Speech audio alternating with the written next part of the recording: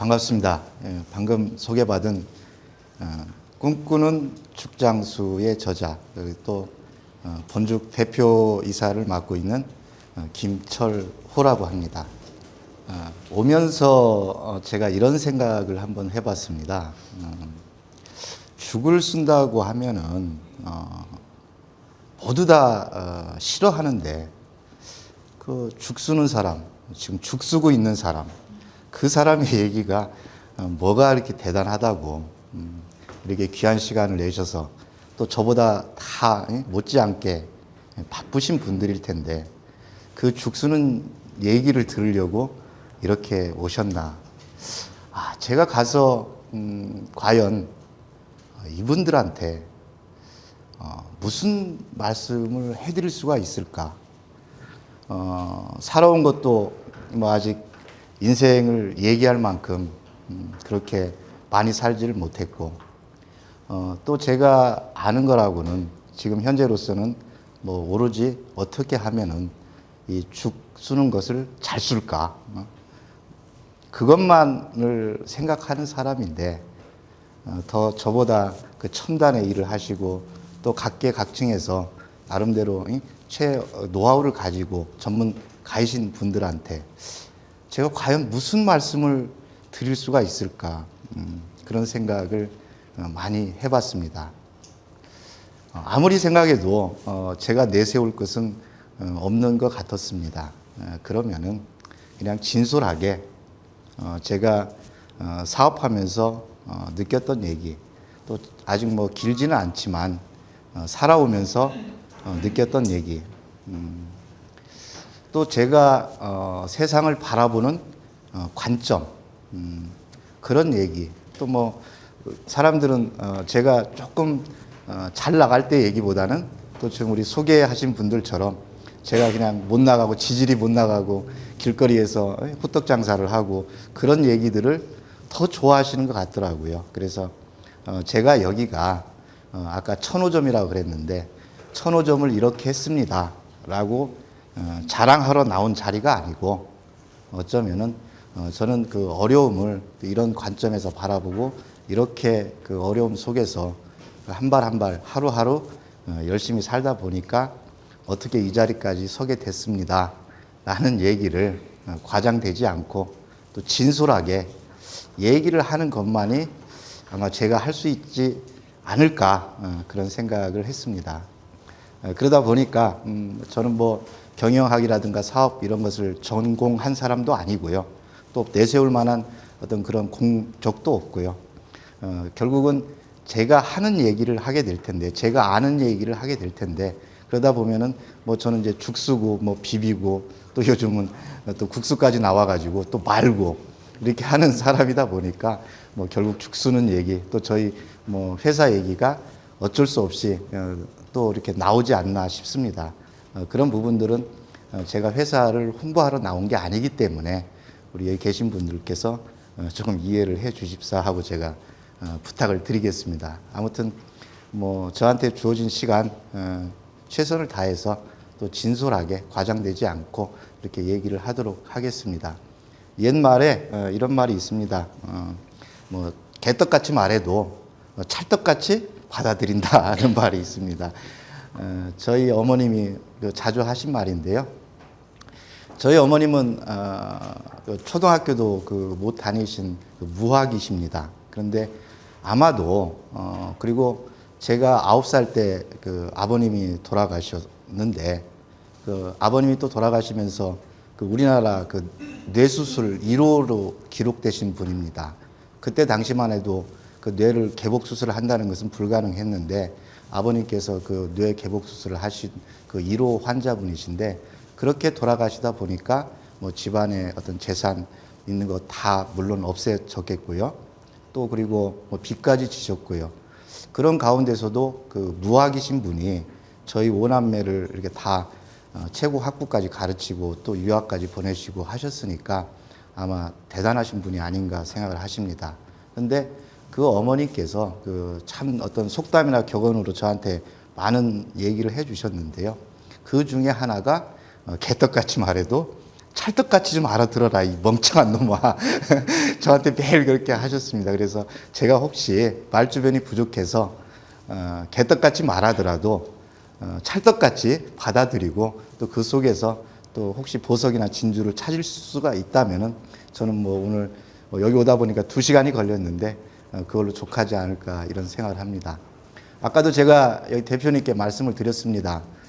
제가 한 4년 전인가요? 3년 전에 제가 그런 꿈꾸는 죽장수라는 그런 책을 쓰게 됐는데 어떻게 그 책이 반응이 좀 좋아서 지금까지 아마 6세 이상 발행이 된 걸로 알고 있습니다. 근데 그 책을 보신 분들이 그때 지나왔던 그런 과거라든가 그런 부분들이 아마 그 감명이 있었던 것 같아요. 그리고 또 요즘 많이 어렵다 보니까 그래서 그래서 이렇게 잔잔하게 그걸 표현을 했으니까 말주변도 좀 좋지 않을까 이렇게 기대를 많이 하시더라고요. 그 말주변은 없으니까요. 그냥 잘 알아들으시길 바라겠습니다. 네. 시작하기 전에 저희 회사에 얼마 전에 작년인가요? 재작년에 했던 CF 광고가 있는데 한번 보는 걸로 하겠습니다. 저희가 대기업이 아니기 때문에 그렇게 공중파를 많이 하진 못했는데 꽤 많은 돈을 써서 광고를 했는데 너무 많은 광고에 묻혀가지고 보이지는 않더라고요. 하여튼 뭐 그랬습니다. 제가 본죽을 처음 시작한 것은 2002년도 아마 9월 9일일 겁니다. 9월 9일 날 대학로 본점을 처음 오픈을 했습니다. 대학로라고 하니까 사람들이 정말 대학로라면 우리나라 최고 상권 중에 하나인데 그 좋은 자리에서 많은 돈을 들여서 시작을 했을 것이다 라고 이제 생각들을 많이 하십니다. 근데 실질적으로 이게 대학로 본점의 모습이고 지금도 이 모습 그대로 있습니다. 그런데 실질적으로 대학로라고는 해도 뭐 연건동이고요. 대학로하고는 아주 한참 떨어진 아주 외진 골목 뒤편입니다. 뒤편 아주 외져 있습니다. 제가 좀 많이 벗겨졌죠? 많이 외진 곳입니다. 그리고 저 가게는 2층 가게고 장사만 하면은 망해 나가는 그런 자리였습니다. 그래서 2년에 뭐 주인이 3번 바뀌는 그런 가게였고요. 그런 가게를 거의 뭐 거저었다시피 해서 주인 되시는 분이 제발 당신이 달라는 대로 월세도 조정해주고 보증금도 조정해주고 할 테니까 나도 건물 주인이지만 정말 창피하다. 좀 망하지만 말고 좀 오랫동안 있어 달라. 그런 가게를 이제 좀 이렇게 사정해서 얻게 돼서 이제 이 가게를 얻게 된 겁니다. 사실 제가 저 가게를 오픈할 때에는 뭐 그렇게 상황이 썩 좋지를 못했습니다. 제가 한국일보를 나와서 93년도에 사업을 처음 시작을 했는데요. 인삼으로 시작한 사업이 제법 커져서 무역을 하게 되고 또 어떤 세제류 수입을 하게 되고 다이아몬드 수입을 하게 되고 또 이런 식으로 사업이 제법 규모가 아주 커졌었습니다. 그러다가 1997년도 11월 20일 날 외환위기를 맞고 제가 하던 품목 전반이 수입 제품이다 보니까 아마 외환위기의 타격을 아마 직격탄을 맞지 않았나 이런 생각을 합니다. 그렇게 해서 이제 도산을 하고 그때부터 이제 시작된 어려움이 한 3, 4년 계속 되던 그런 시기였습니다. 그래서 뭐 아까도 말씀을 하셨습니다마는 종국에는 제가 길거리에서 단 하루하루를 살아가기 위해서 호떡 장사, 노점까지 해야 되는 이제 그런 상황에서 제가 음식점 창업 일을 도와주게 되고 또 그런 아이템을 찾게 되고 하다가 이제 이 본죽이라는 아이템을 기획을 하게 되고 그러면서 이걸 가지고 다시 한번 사업을 시작을 해보자. 그렇게 해서 주변에 도움을 받고 주변에 뭐 간판 하시는 분한테 간판을 받고 얻고 인테리어 하시는 분이 또 인테리어를 해주고 뭐 성공하면 꼭 원수 갚아라 이런 얘기를 해가면서 인테리어를 해주고 해서 시작했던 가게가 이 대학로 본점입니다. 그래서 다른 프랜차이즈 같지 않고 보통 프랜차이즈들은 1호점이 가장 좋은 자리에 가장 장사가 될 만한 자리에 가장 많은 돈을 투입을 해서 모델샵, 안테나샵을 오픈하는 게 일반적인 경우입니다만은 저는 그때 체인점에 어떤 시스템을 갖추지도 못했고 또 그만한 여력도 없는 상황에서 시작된 가게가 이 대학로 본점입니다. 그래서 이것이 다행히 뭐 제가 생각했던 것 이상으로 축복을 받고 그래서 그때부터 이제 번져나가기 이제 시작을 한 겁니다. 그래서 저희가 지금 현재 그 국내뿐만이 아니고 지금 외국에 한 5개국 정도의 저희 본죽이 약 20여 개 정도 매장이 지금 나가 있습니다. 제가 간단하게 제가 일별을 해드리겠습니다. 그리고 현재는 저희가 본죽 외에 뭐 본죽엔 비빔밥, 또 비빔밥, 또 그 다음에 본국수 대청 이런 식으로 지금 그 제2 브랜드, 제3 브랜드에서 계속 지금 퍼져나가고 있는 그런 상황입니다. 이 세 가지 브랜드가 갖는 공통점은 한식을 프랜차이즈화 했다는 겁니다. 저희 회사의 제1 목표가 한식의 프랜차이즈화 및 세계화입니다. 저희가 처음 회사를 시작할 때부터 이제 그걸 제1 목표로 삼았는데요.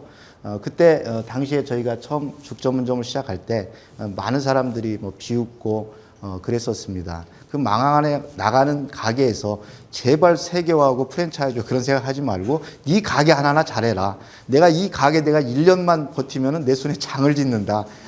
그런 상황 속에서 제가 또 그래도 꿈이라도 거창하게 꾸자. 뭐 하면 안 될 게 무엇이 있겠느냐. 그런 생각을 가지고 나는 비록 여기에서 지금 많은 빚을 지고 이 죽 전문점 하나를 시작을 하지만 그래도 꿈은 이렇게 꾸고 내가 꼭 이것을 프랜차이즈화를 하고 이걸 가지고 세계에 나가겠다. 아마 그런 꿈을 꿨던 것 같은데요. 그게 다행스럽게도 불과 그 7년이 안 되는 그런 시간 내에 그 꿈이 어느 정도 실현이 되고 있지 않나 그런 생각을 합니다.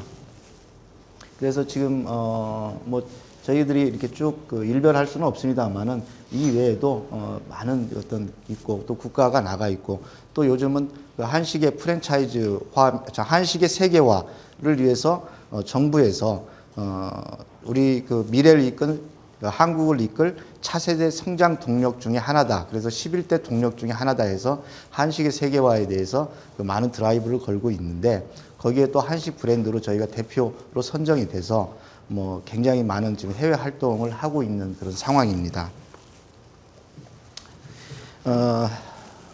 제가 뭐 처음부터 이렇게 그 죽 전문점을 하리라고는 저는 생각을 못했습니다. 어떻게 그 직장 생활을 하다 나와서 시작된 그 회사가 제 기대 이상으로 잘 됐고 저는 정말로 그때 당시에는 제가 잘나서 또 제가 기획력이 좋아서 제가 부지런해서 제가 영업력이 뛰어나서 정말로 저는 그때 제가 그런 줄 알았어요. 그리고 제 나이나 어떤 그런 거에 비해서 사업의 규모도 아마 그 제 그릇 이상으로 제가 담을 수 있는 그 그릇 이상으로 아마 사업 규모가 커졌던 것 같습니다. 그러다 보니까 나도 모르게 내 마음속에 어떤 교만, 나태 그런 것이 아마 자리를 잡지 않았나 이런 생각을 합니다. 그런 찰나에 그런 상황에서 외환위기가 오다 보니까 정말로 속수무책 그냥 그대로 손 놓고 앉아서 당할 수밖에 없는 그런 상황에 내몰리게 됐습니다. 그때는 정말로 하루 저녁 자고 일어나면은 정말 수만 개의 기업들이 부도나서 나가 떨어지고 또 어제까지 출근을 잘 하던 사장이 그냥 없어지고 출근을 하지 않고 그런 아마 시대였던 것 같습니다. 시대였고 저도 그런 어려운 시기에 한 복판에서 이렇게 사업에 어떤 그 대표로서 일을 하고 있는 그런 상황이었습니다. 근데 저는 그때 그 상황이 너무나 견디기 힘든 상황으로까지 몰고 가고 도대체 이것을 내가 언제까지 이 일을 버텨내야 되느냐 그런 상황이었습니다. 그때 그나마 그래도 저를 좀 주변에서 그래도 저를 생각하는 사람들이 야 일단은 소나기는 피하고 봐라. 그러고 보면은 또 기회가 있을 것이다. 잠시 뭐 이렇게 외부로 자리를 피했다가 오면은 아마 이것을 정리할 수 있는 길이 보일 것이다. 이런 얘기를 많이 하고 또 실질적으로 제가 그런 유혹에 많이 노출이 됐던 게 사실입니다. 저 자신도 그날 하루하루를 견디기가 너무 힘들었고 그러다 보니까 아침에 회사를 출근하는 것이 정말 두렵고 그런 상황에까지 내몰리게 됐습니다. 그때 제가 선택의 갈림길에 섰던 것 같습니다. 내가 정말로 여기에서 어떠한 선택을 해야 되느냐. 정말로 그때 당시에는 제가 잠시 자리를 피한다고 해서 어떤 명분을 가지고 뭐 그때 중국으로도 많이 가고 일본으로도 많이 가고 하는 그런 상황이었으니까 제가 중국으로 자리를 피한다고 해서 지금 그때 당시에는 그런 일들이 너무나 많이 일어나고 있는 상황이었고, 그렇기 때문에 저를 어떤 그 손가락질 할 수 있는, 대놓고 손가락질 할 수 있는, 또 제가 피신할 수 있는 그런 상황이 됐던 것도 사실입니다. 그러나 제가 만약에 그때 그 방법을 택하면은 나한테 만약에 남아있는 삶은 어떻게 될까?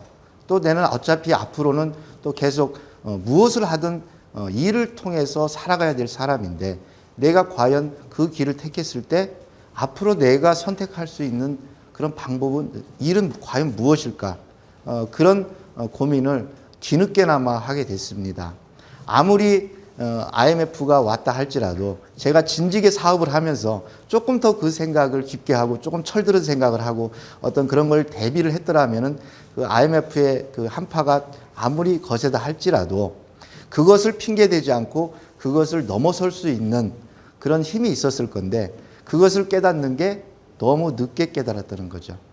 그래서 지금이라도 내가 현재 이 자리에서 할 수 있는 최선의 방법을 택하자. 그것이 지금 당장은 좀 어렵고 힘든 일이다 할지라도 좀 미래를 위해서 내가 조금 더 내 자신에게 조금이나마 떳떳할 수 있는 길을 택하자라고 저는 생각을 했습니다. 그래서 그때부터 이제 회사 청산 절차에 들어갔고, 평소에는 뭐 회사도 좀 늦게 나가고 또 놀러도 다니고 그러다가 부도가 나고 회사 청산 절차가 들어간 이후에는 정말로 더 일찍 나가고 끝까지 자리를 지키고 아마 그랬던 것 같습니다. 그러면서 한 청산 절차를 6개월에 걸쳐서 밟았던 것 같습니다. 11월 20일 날 부도가 났는데, IMF가 났는데 저희가 회사가 부도 처리가 된 게 이듬해 2월 28일이었습니다. 그러니까 참 그때 그 IMF 상황에서도 굉장히 오랫동안 어음을 당좌를 막아왔던 것 같아요. 그것은 그동안의 사업이 좀 잘 해왔고 많이 자산이 쌓였던 것도 있고, 또 이제 막바지에 가서는 정말로 애기들 적금까지 다 털어서 막는 그런 밀어난 어떤 좀 지금 생각해 보면 저는 도저히 그렇게 못할 것 같은데, 그때는 아마 제가 좀 전에 말씀드린 그런 각오를 가지고 있었기 때문에 그걸 막아나가지 않았나 싶습니다. 그 피말리는 한 3개월, 4개월이 지나고 부도 처리가 난 이후에 그 회사를 화의 절차를 밟는데 만 6개월이 걸렸습니다. 그 6개월 동안 저는 정말로 최선을 다해서 했던 것 같고요. 어른들 하시는 말씀대로 뭐 입에서 단내 난다. 정말로 우리가 정말 다급하고 힘든 일이 있고 그러면은 우리 속담에 뭐 똥이 탄다는 말이 있는데, 저는 정말로 그때 그런 경험을 해봤던 것 같습니다.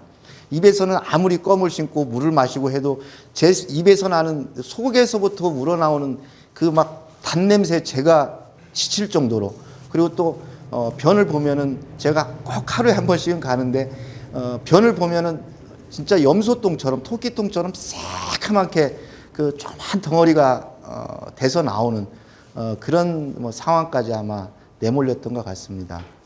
그래서 그런 한 6개월, 9개월 정도의 회사 청산 절차를 마치고 나니까 저한테 남아있는 것은 뭐 아무것도 없었습니다. 서류 가방 달랑 하나 하고, 제가 자리를 피하지 않고 최선을 다해서 그때 당시에 하는 모습을 보고 채권단의 대표분께서 채권단에서 합의가 됐다고 하시면서 그동안 자리를 피해주지 않아서 고맙다. 그리고 최선을 다해줘서 고맙다. 그리고 당신도 이제 살아야 되지 않겠느냐라고 해서, 그때 이제 회사에 있던 제일 신형 그 봉고차, 그때 쌍용에서 나온 그 이스타나인가요? 그 봉고차를 한 대 주고 줬던 것 같습니다. 그래서 그때 저한테 남은 것은 그 달랑 제가 챙길 수 있는 가방 하나에 챙길 수 있는 그 서류 가방 하나하고 봉고차 채권단한테 받은 봉고차 한 대를 가지고 저는 제가 그동안에 한 93년도부터 했던 그 회사를 정리를 하고 집에 돌아오게 됐습니다.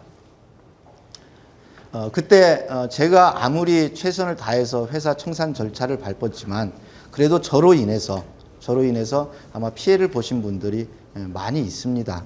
제가 아무리 자산을 정리하고 뭘 적금을 털고 해서 회사를 정리를 한다고 해도 모든 분들한테 다 흡족할 만큼 아마 다 해드리지는 못했을 거예요. 그렇지만 그분들이 제가 최선을 다해서 하는 모습을 보고 저를 인정을 해주셨고, 또 제가 이거라도 예를 들어서 나중에 세월이 흐른 다음에 다시 시작할 수 있게 됐을 때 결국은 저희 본죽도 그분들이 몇 년이 지났지만 그분들이 아무 조건 없이 도와주셔서 이 일을 시작을 할 수 있지 않았나 이런 생각을 합니다.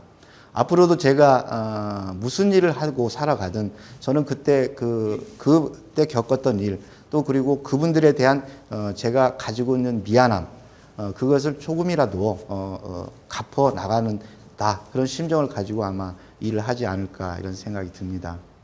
이미 제가 그때 봉고차 하나를 들고 그 회사를 나왔을 때는 제가 집에 갈 데가 없었습니다. 이미 집은 뭐 다 해서 뭐 지하 완전 겨우, 저는 딸만 셋인데요. 딸 셋하고 와이프가 있는 그런 지하 단칸방으로 가야 되는데, 그 동네는 너무 이렇게 골목이 빽빽하고 좁고 또 골목마다 차를 세워놓고 했기 때문에 제가 그 차를 가지고 갈 수가 없었습니다. 동네 가져가 봐야 동네에 세워놓을 데도 없었고요. 그래서 나와서 결국에는 우리 동네하고 한 2블록 정도, 제가 그때 방을 있었던 곳에서 한 2블록 정도 떨어진 곳에 굉장히 고급 빌라촌이 있는데, 그 동네 가면은 뭐 이렇게 골목도 널찍널찍하고 뭐 골목이 텅텅 비어있고 다 주차장에 차를 대니까요. 그리고 그 CCTV 골목마다 이렇게 CCTV가 설치돼 있고 참 그 경비소가 그런 동네에 가서 눈치를 봐가면서 이렇게 차를 세워놓고 뭐 아주 태어난 듯이 이렇게 이제 왔던 기억이 납니다. 그러면서 그때 제가 했던 생각이, 내가 언제가 될지는 모르지만 꼭 내가 다시 일어서서 다시 일을 해서 내가 이 동네에 살아야 되겠다. 그런 허황된 생각을 했습니다. 어떻게 보면은 참 허황되고 교만한 생각이죠. 지금 빈털터리가 돼서 오는 사람이 남의 동네에 눈치 봐가면서 그 골목에 차를 세워놓고 가면서 내가 꼭 이 동네에 와서 집을 사고 살으리라, 그런 생각을 다짐을 하면서 그 동네를 내려오고 또 차를 이용하고 또 거기다 세워놓고 할 때는 정말로 그 경비들의 눈치를 보고 하면서 그 마음을 계속 다짐을 하고 했던 것 같습니다.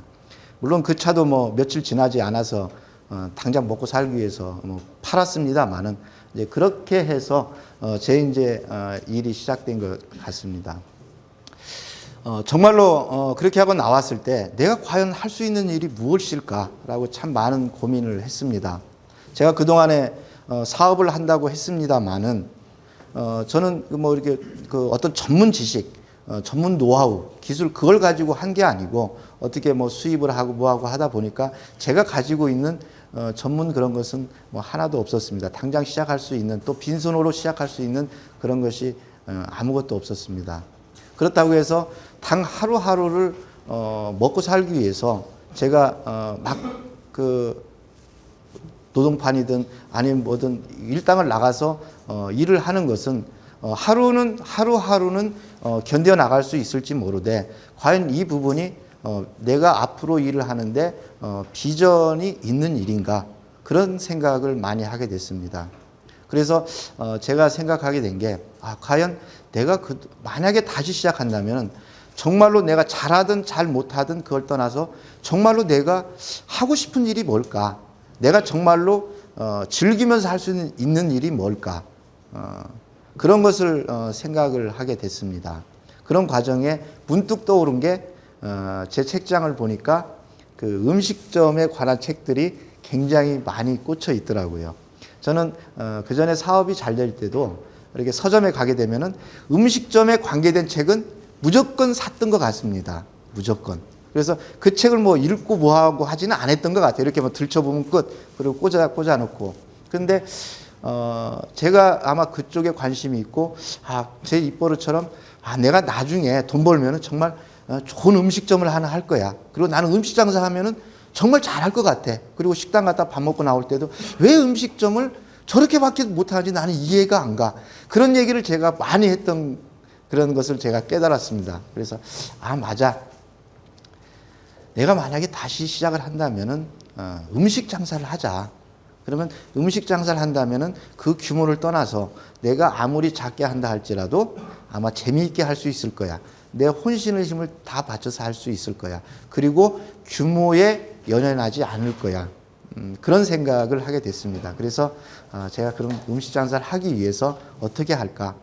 또 제가 뭐 음식도 하나도 모르고 또 먹는 건 좋아하는데 할 줄은 모르고 또 아까 말씀드렸듯이 제가 뭐 대한민국에서 최고 죽을 많이 쓰는 사람이라고 소개를 시켰습니다만은 저는 사실은 죽 한 그릇도 쓸 줄을 모릅니다. 죽을 잘 팔 뿐이죠. 그래서 어떻게 할까? 궁리한 끝에 그래 일단 요리에 대해서 조금은 알아야 되겠다. 요리에 대해서 알아야 되겠다라고 이제 생각해서 이제 찾아간 게 요리 학원이었습니다. 요리 학원. 그래서 요리를 이제 배울 수가 없으니까요. 그때 돈이 꽤 비쌌습니다.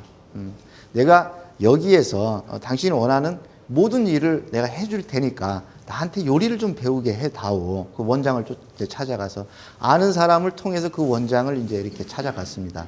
그랬더니 이렇게 양복을 입고 이제 제가 이렇게 찾아가니까 굉장히 이제 사람을 좀 이렇게 이상하게 이제 보시더라고요. 그래서 그게 아니고 사실은 내가 요리를 배워서 뭐라도 좀 해보고 싶은데 나는 요리에 대해서 아무것도 모른다. 그러니까 내가 좀 요리를 배울 수 있게 해줘라. 그 대신 내가 요리를 배울 수 있는 그런 학원비는 없으니까 여기에서 시키는 모든 일을 내가 무료로 하겠다.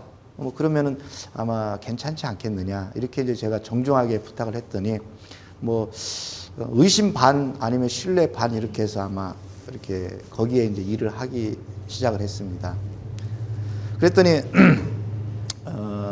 그러면은 뭐 내가 김초로 씨, 뭐 초로야 이렇게 부를 수가 없으니까 그러면 당신한테 내가 요리학원 총무라고 해줄게. 김총무라고 해줄게. 그렇게 해서 이제 거기에서 이제 망한 김초로가 이제 김총무가 돼서 요리학원에서 요리를 배우기 시작을 했습니다. 근데 사실 말이 총무지 요리학원 총무라는 게 음식물 쓰레기 다 모아서 버려야 되고 다음 수업을 위해서 그 설거지 다 해놓아야 되고 또 청소해야 되고 이제 그런 일입니다. 그리고 첫 시간이 보통 6시 반쯤 시작되는데 한 1시간 전쯤에 나가서도 수업 준비를 다 해놓아야 되고 그리고 마지막 시간이 끝나는 시간이 한 11시쯤 됩니다. 그럼 11시 끝나면은 그걸 하루 종일 한 음식물 쓰레기를 전부 다 모아가지고 그걸 이제 다시 버리고 또 청소를 해놓고 하는 이제 그런 일이 사실은 총무입니다. 하여튼 뭐 저는 그 일도 너무 감사했고요. 그 낮에 한 타임을 요리를 배우는 조건으로 이제 그 일을 하게 됐습니다. 근데 기왕에 하는 일이라면은 내가 요리를 배우기 위해서 그냥 때우기식으로 할 게 아니고 정말로 최선을 다해보자. 내가 아침에 일어나서 와서 일하고 또 공짜로 덤으로 요리도 배우고 할 수 있다는 게 얼마나 감사한 일이냐. 제가 만약에 그 전에 사업이 잘 계속 됐었으면은 저는 절대로 감사를 모르는 사람이었습니다. 감사를 모르고 불평하고 트집 잡고 아마 그랬을 건데 정말로 밑바닥까지 내려가 보고 하니까 이것도 내가 그동안에 누렸던 그 모든 것들이 얼마나 감사한 일이었던가. 나는 그걸 모르고 살았구나. 그래서 그때부터 제가 생각이 바뀌게 돼서 나한테 주어진 상황을 불평하고 비평할 게 아니라 어떻게 하면은 이 속에서 감사거리를 찾을 수 있을까? 그리고 이 상황이 나한테 주는 의미는 무엇일까? 하여튼 항시 그런 각도로, 그런 관점에서 상황을 바라보고 인생을 바라보고 하는 것이 그때부터 시작이 됐던 것 같습니다. 그래서 기왕에 하는 거라면 좀 더 열심히 하자. 그래서 원래 청소만 해주면 되는 것을 거기에 이제 제가 그때는 거기에 컴퓨터를 잘 하는 사람이 없었습니다. 그래서 제가 그 컴퓨터를 해서 다 명부 정리를 해주고 또 그 서류 정리를 다 하고 그러다 보니까 이제 총무에서 이제 원장님이 제법 제가 하는 게 마음에 들었던가 봅니다. 월급도 안 주는데 총무부장이라고 해주더라고요. 근데 뭐 총무부장에서 월급이 올라가고 그런 건 아닙니다. 그냥 총무부장이라고 해준 거예요.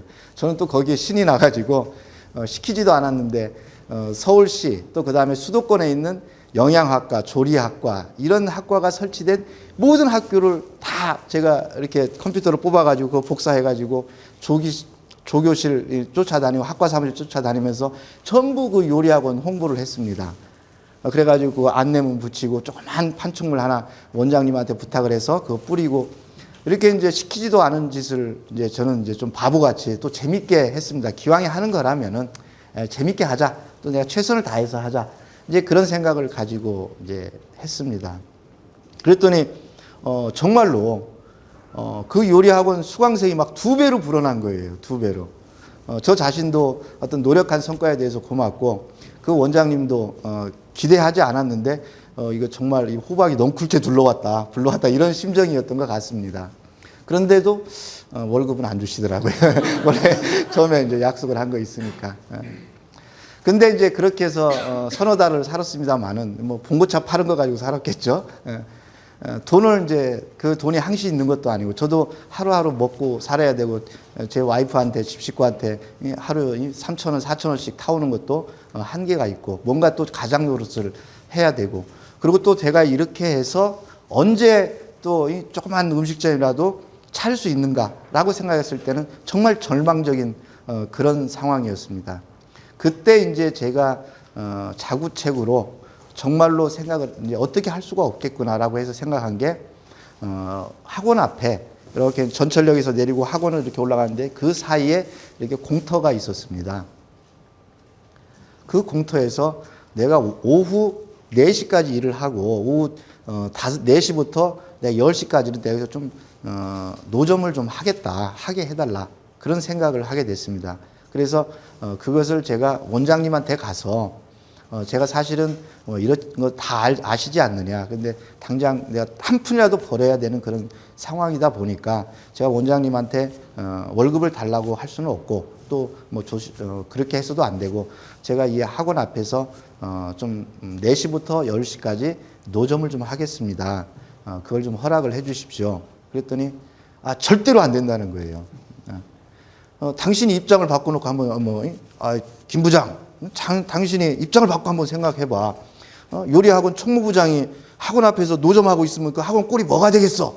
막 그러면서 막 화를 내시면서 절대로 안 되신다고 그러는 거예요.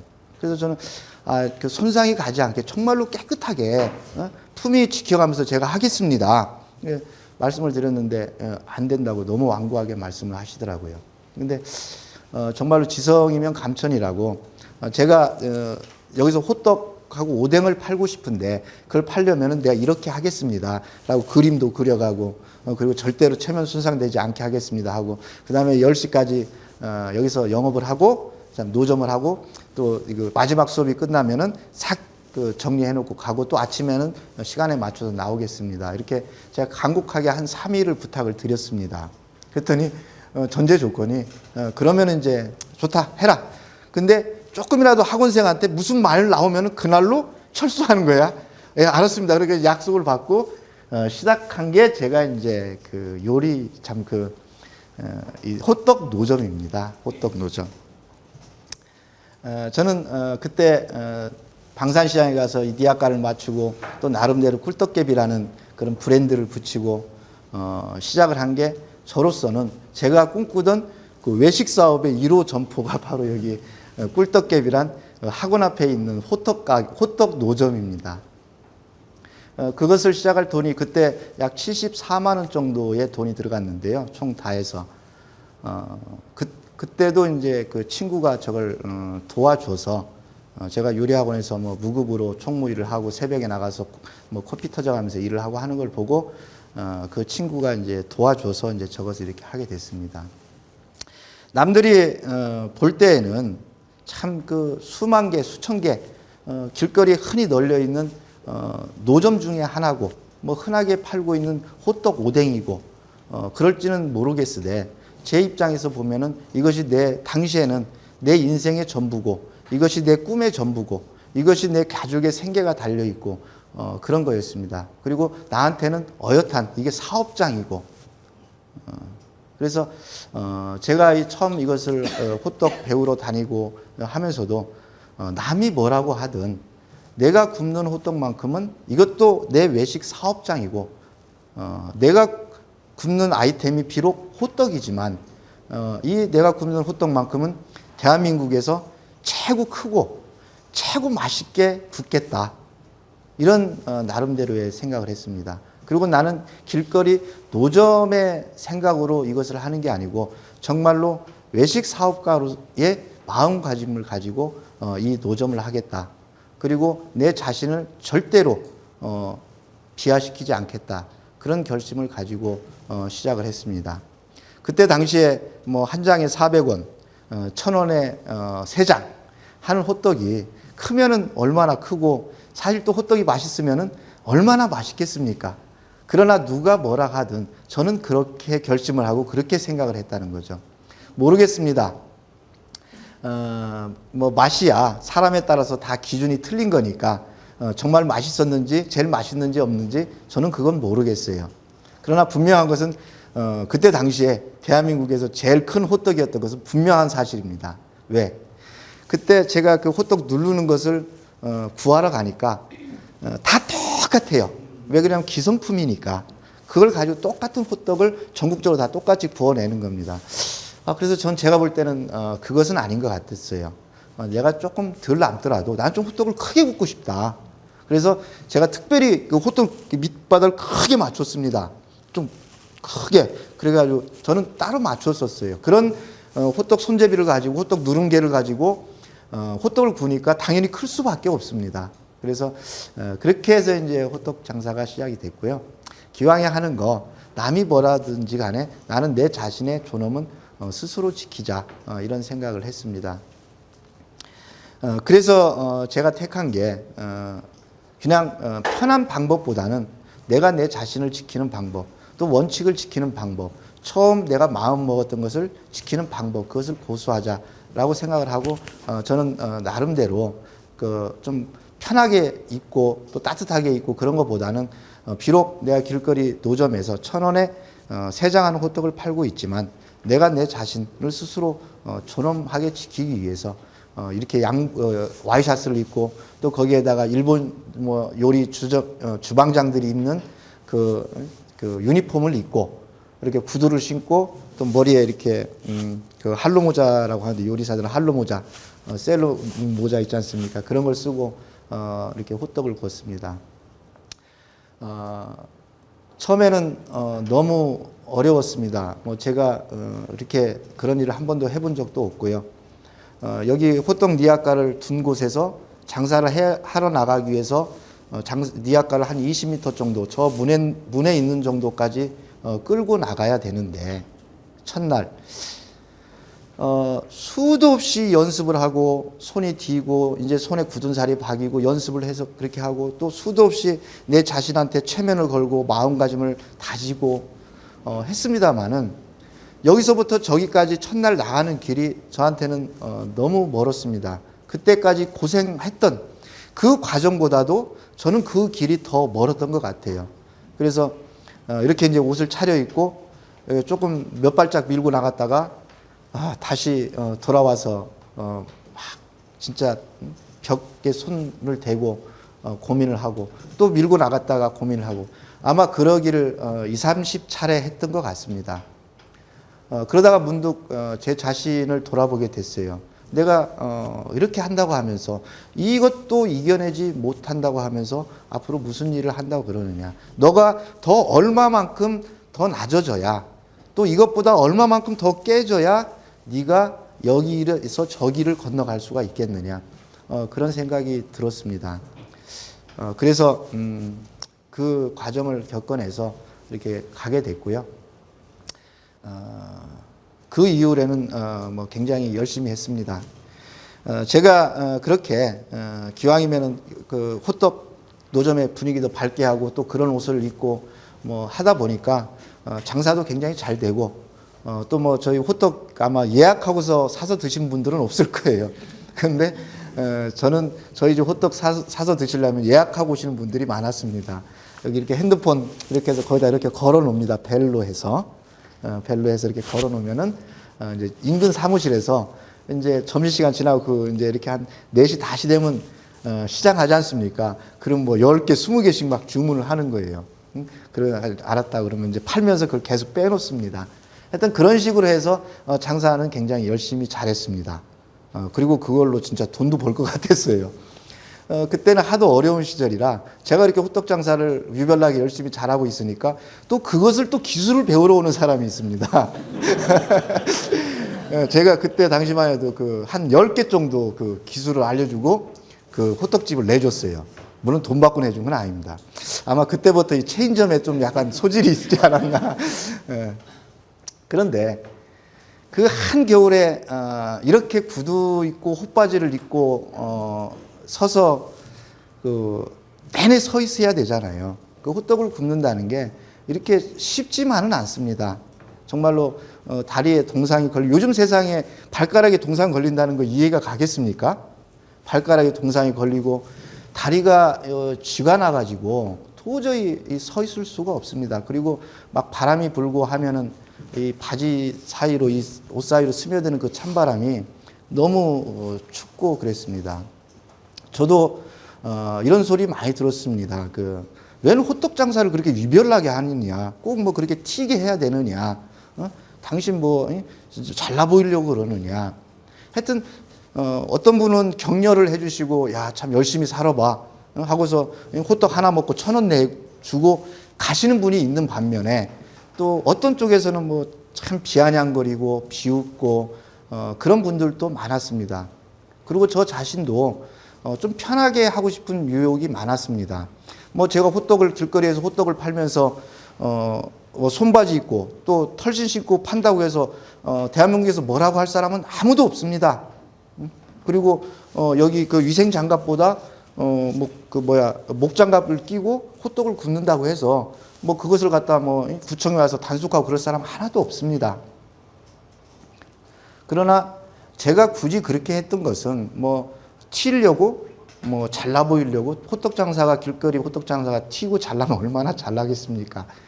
그런 게 아니고 만약에 내가 여기서 쉽고 편한 방법을 택한다면은 지금 당장 어렵다고 해서 쉽고 편한 방법을 택한다면은 저는 여기서 이제 더 이상 일어서질 못할 것 같았어요.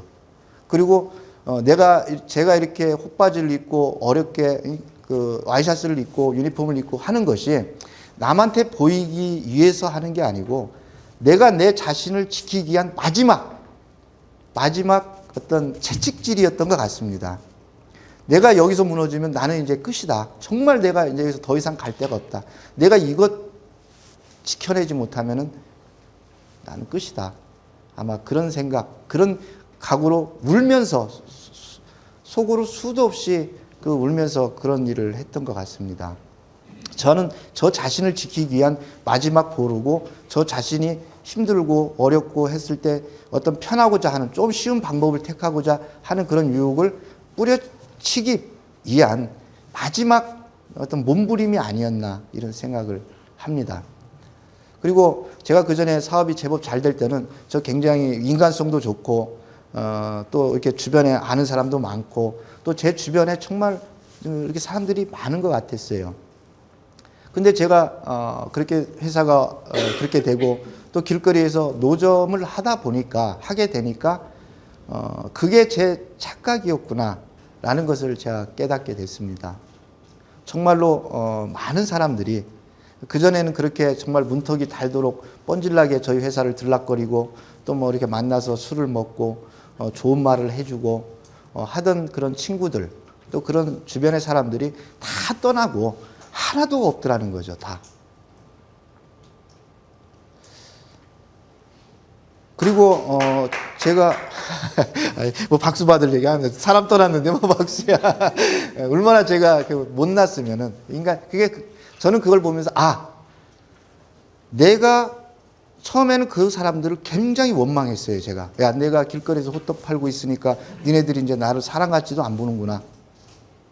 그리고 제가 전화를 하면은 제가 돈 꿔달라는 전화도 아니고 아무것도 아니고 그냥 일상적인 전화예요. 전화를 하면은 그전에는 한가하고 이렇게 나한테 전화를 많이 하던 친구들이 왜 그렇게 바쁜지, 뭐 항시 바쁘고 뭐 선약이 다 있고 뭐 그래가지고 뭐 전화도 잘 안 되고 만날 수도 없고 그렇더라고요. 그래서 저는 처음에는 그분들을 많이 원망을 했습니다. 근데 사실 제가 돌이켜 보니까 모든 원인 제공은 원인은 그 사람들한테 있는 게 아니고 저한테 있었더라는 거죠. 저는 그것을 그동안에 몰랐을 뿐이에요. 제가 그렇게 할 수 있는 원인을 제공을 해놓고는 그것을 그 사람들이 왜 그렇게 하느냐,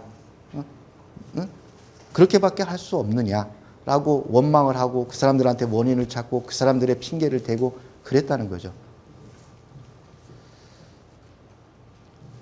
모든 사람들이 저를 외면을 하고 뭐하고 했을 때 저 자신마저도 제 자신을 외면하고 그냥 편한 길을 택하고 거기서 자포자기를 해버린다면은 이제 더 이상 저한테는 갈 길이 없을 것이다 라는 그런 절박한 심정으로 아마 제가 그렇게 양복 입고 이렇게 팔로모자 쓰고 호떡을 팔지 않았나 이런 생각이 듭니다.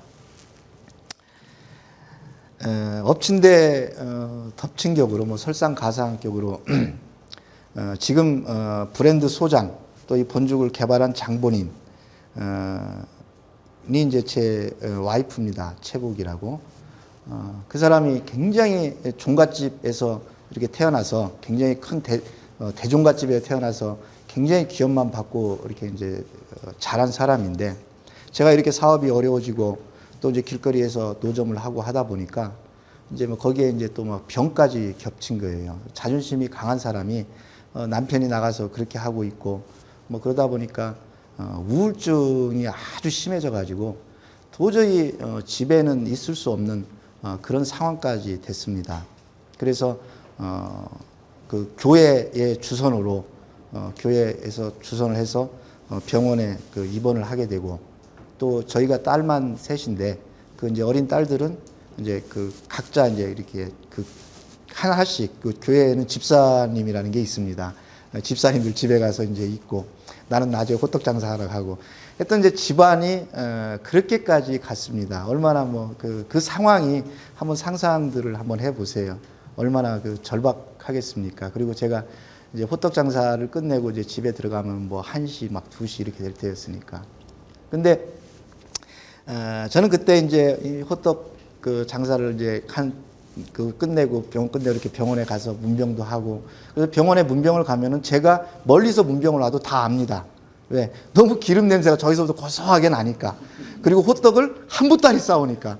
뭐 그렇게 하는 그런 이제 생활도 한 2달간 이어지고 그랬습니다. 그리고 이제 회복이 돼서 집사람이 제 아내가 집에 왔는데 제가 호떡 장사하는 걸 알고 있습니다. 그런데 절대로 인정을 안 하는 거예요. 아는 체를 안 하는 거예요. 나중에 들어서 이제 제가 알게 됐습니다만은 제가 호떡 장사하는 것을 멀리서 여러 번 와서 봤답니다. 여러 번 와서. 근데 본인 자신이 내 남편이 저렇게 길거리에서 저런 모습으로 호떡을 굽고 있다는 그 자체를 받아들일 수가 없었고 그게 자기 남편이라는 것, 또 내가 저 사람의 아내라는 것 그 자체를 인정할 수가 없어서 그 기간이 정말 1달 이상, 2달 동안 몇 번씩 왔다 갔다 하면서 그런 이제 과정을, 마음의 갈등을 겪었던 것 같습니다. 그 자존심이 굉장히 강한 사람인데 그러다 어느 날 내가 남편은 저러고 있는데 나는 이게 뭔가 내가 지금 가지고 있는 이 위신, 이 체면, 이 고집 이런 것이 과연 무엇인가? 그리고 내가 살아가는데 그리고 남편한테 무엇이 도움이 되는가? 아마 그런 생각을 아마 깊이 했던 것 같습니다. 그런데 어느 날 보니까 제가 호떡을 굽고 있는데 편안한 모습으로 와서 거들더라고요. 저는 정말로 깜짝 놀랐습니다. 아무 말도 와서 이렇게 옆에 와서 이렇게 이제 호떡을 같이 거들면서 굽더라고요. 근데 호떡 별로 도움은 안 됐습니다, 솔직히. 잘 구우면 좋은데 저는 똑같은 양을 가지고도 3개, 4개 만들어내고 하나도 안 터지고 예쁘게 노릇노릇하게 보내는데 우리 집사람은 굽기만 하면 다 터지고 소위 얘기해서 상품 가치가 없게 만들어내는 거예요.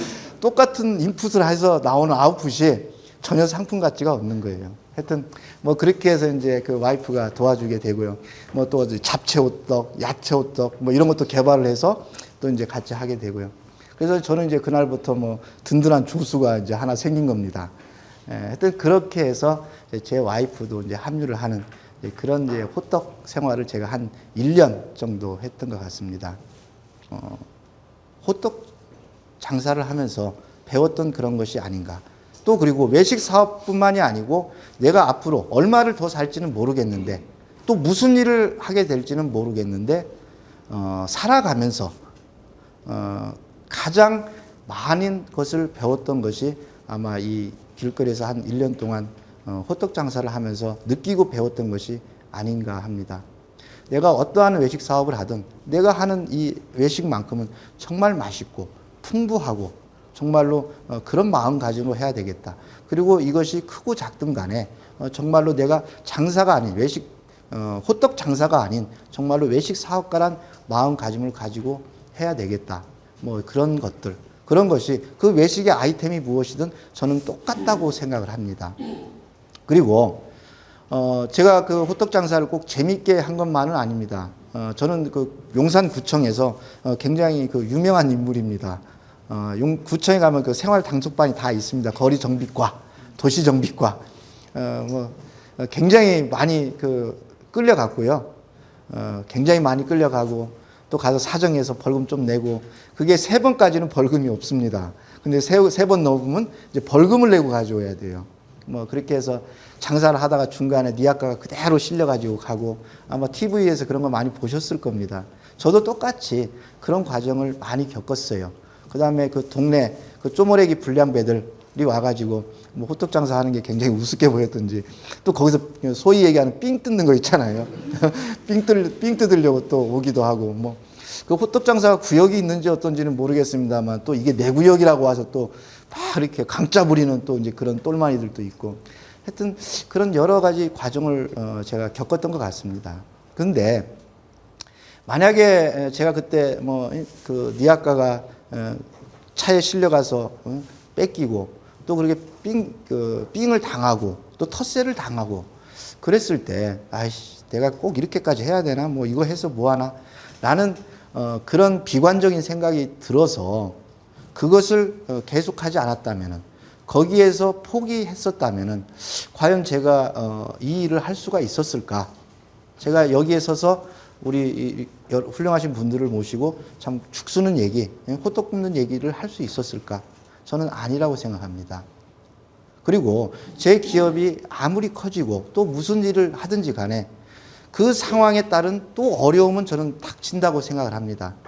그 어려움이 닥칠 때마다 내가 과연 쉬운 길만은 택한다면은 편한 길만은 택한다면은 과연 그 기업의 미래, 내 사업, 내 인생의 미래는 어떻게 될까? 그런 것을 생각을 해볼 때 그때 그래도 포기하지 않고 끝까지 했던 게 아마 내가 살아가는데 내가 사업을 하는데 도움이 되지 않을까 뭐 이런 생각을 합니다. 그래서 하여튼 어떻게 보면은 제가 뭐 여기서 죽쓰는 얘기를 한다고 했습니다만은 또 그리고 뭐 죽에 대한 얘기 뭐 하게 된다고 했습니다만은 그게 뭐 거기서 뭐 무슨 얘기를 하겠습니까? 어떻게 뭐가 중요한가? 어떤 정신을 갖는 게 중요한가? 왜 죽장사가 시작됐는가? 아마 이런 얘기가 어쩌면은 제 인생에서는 가장 중요한 시점이었고 그것이 출발점이 돼서 본죽이 시작된 거다라고 저는 말씀을 드리고 싶습니다. 뭐 호떡 굽는 얘기가 굉장히 길었네요, 그렇죠? 그런데 왜 그러냐면은 호떡 금방 구워서 나오잖아요. 근데 그 과정은 굉장히 깁니다. 최소한 5시간 이상을 반죽해서 숙성시켜야 정말 맛있는 호떡이 나오는 거예요. 근데 대부분이 그렇게 숙성 안 시키죠. 그러니까 지금 숙성된 얘기를 들었다 생각하시면 됩니다. 네. 그래서 맞죠? 실패죠. 실패한 겁니다. 제가 지금 되돌아보면은 지금이야 뭐 제가 무슨 얘기를 하고 거기에 무슨 의미를 갖다 붙이고 또 뭐 내가 거기서 무엇을 배웠다라고 말씀을 드리지만 실패한 건 사실인 거예요. 그렇죠? IMF 이후에도 살아남은 기업들 얼마나 많습니까? 그리고 IMF 때문에 오히려 성장한 기업들 얼마나 많습니까? 그러나 저는 IMF 때 망했잖아요. IMF 뭐 핑계를 대자면은 IMF 때문에 망했잖아요. 실패인 거예요. 제가 실패를 인정하지 않으면은 안 되는 그런 상황까지 몰린 겁니다. 그런데 제가 그때 이게 과연 내가 부족해서 망한 것이냐 아니면은 IMF가 때문에 망한 것이냐. 저는 IMF도 물론 원인 제공이 있겠지만 근본적인 원인은 저한테 있다고 생각을 합니다. 준비를 하지 못한 것도 제 책임이겠고요. 저는 여기에서 어떠한 상황이 벌어졌을 때 그것을 인정하느냐 인정하지 않느냐 그리고 어떠한 각도로 바라보느냐 이것이 저는 굉장히 중요하다고 생각을 합니다. 저는 개인적인 성향이 어떤 상황이 벌어지면은 그것을 부정하기보다는 가장 빨리 인정하는 쪽입니다. 그것을 인정하고 그리고 이 상황이 지금 이 상황에서 내가 취할 수 있는 가장 최선의 방법은 무엇일까? 그리고 이 상황이 나한테 주는 의미는 무엇일까? 저는 그것을 파악하려고 합니다. 그 상황을 왜 이 상황은 왜 그러냐? 아니라는 거죠. 제가 우리 직원들한테 하는 두 가지 말이 있습니다. 가장 많이 하는 말. 감사하고 그럼에도 불구하고입니다. 그럼에도 불구하고. 대부분이 지금까지 살아온 과정을 되돌아보니까 그동안의 시점에서 되돌아보니까 저는 항시 무엇 때문이었어요. 무엇 때문에.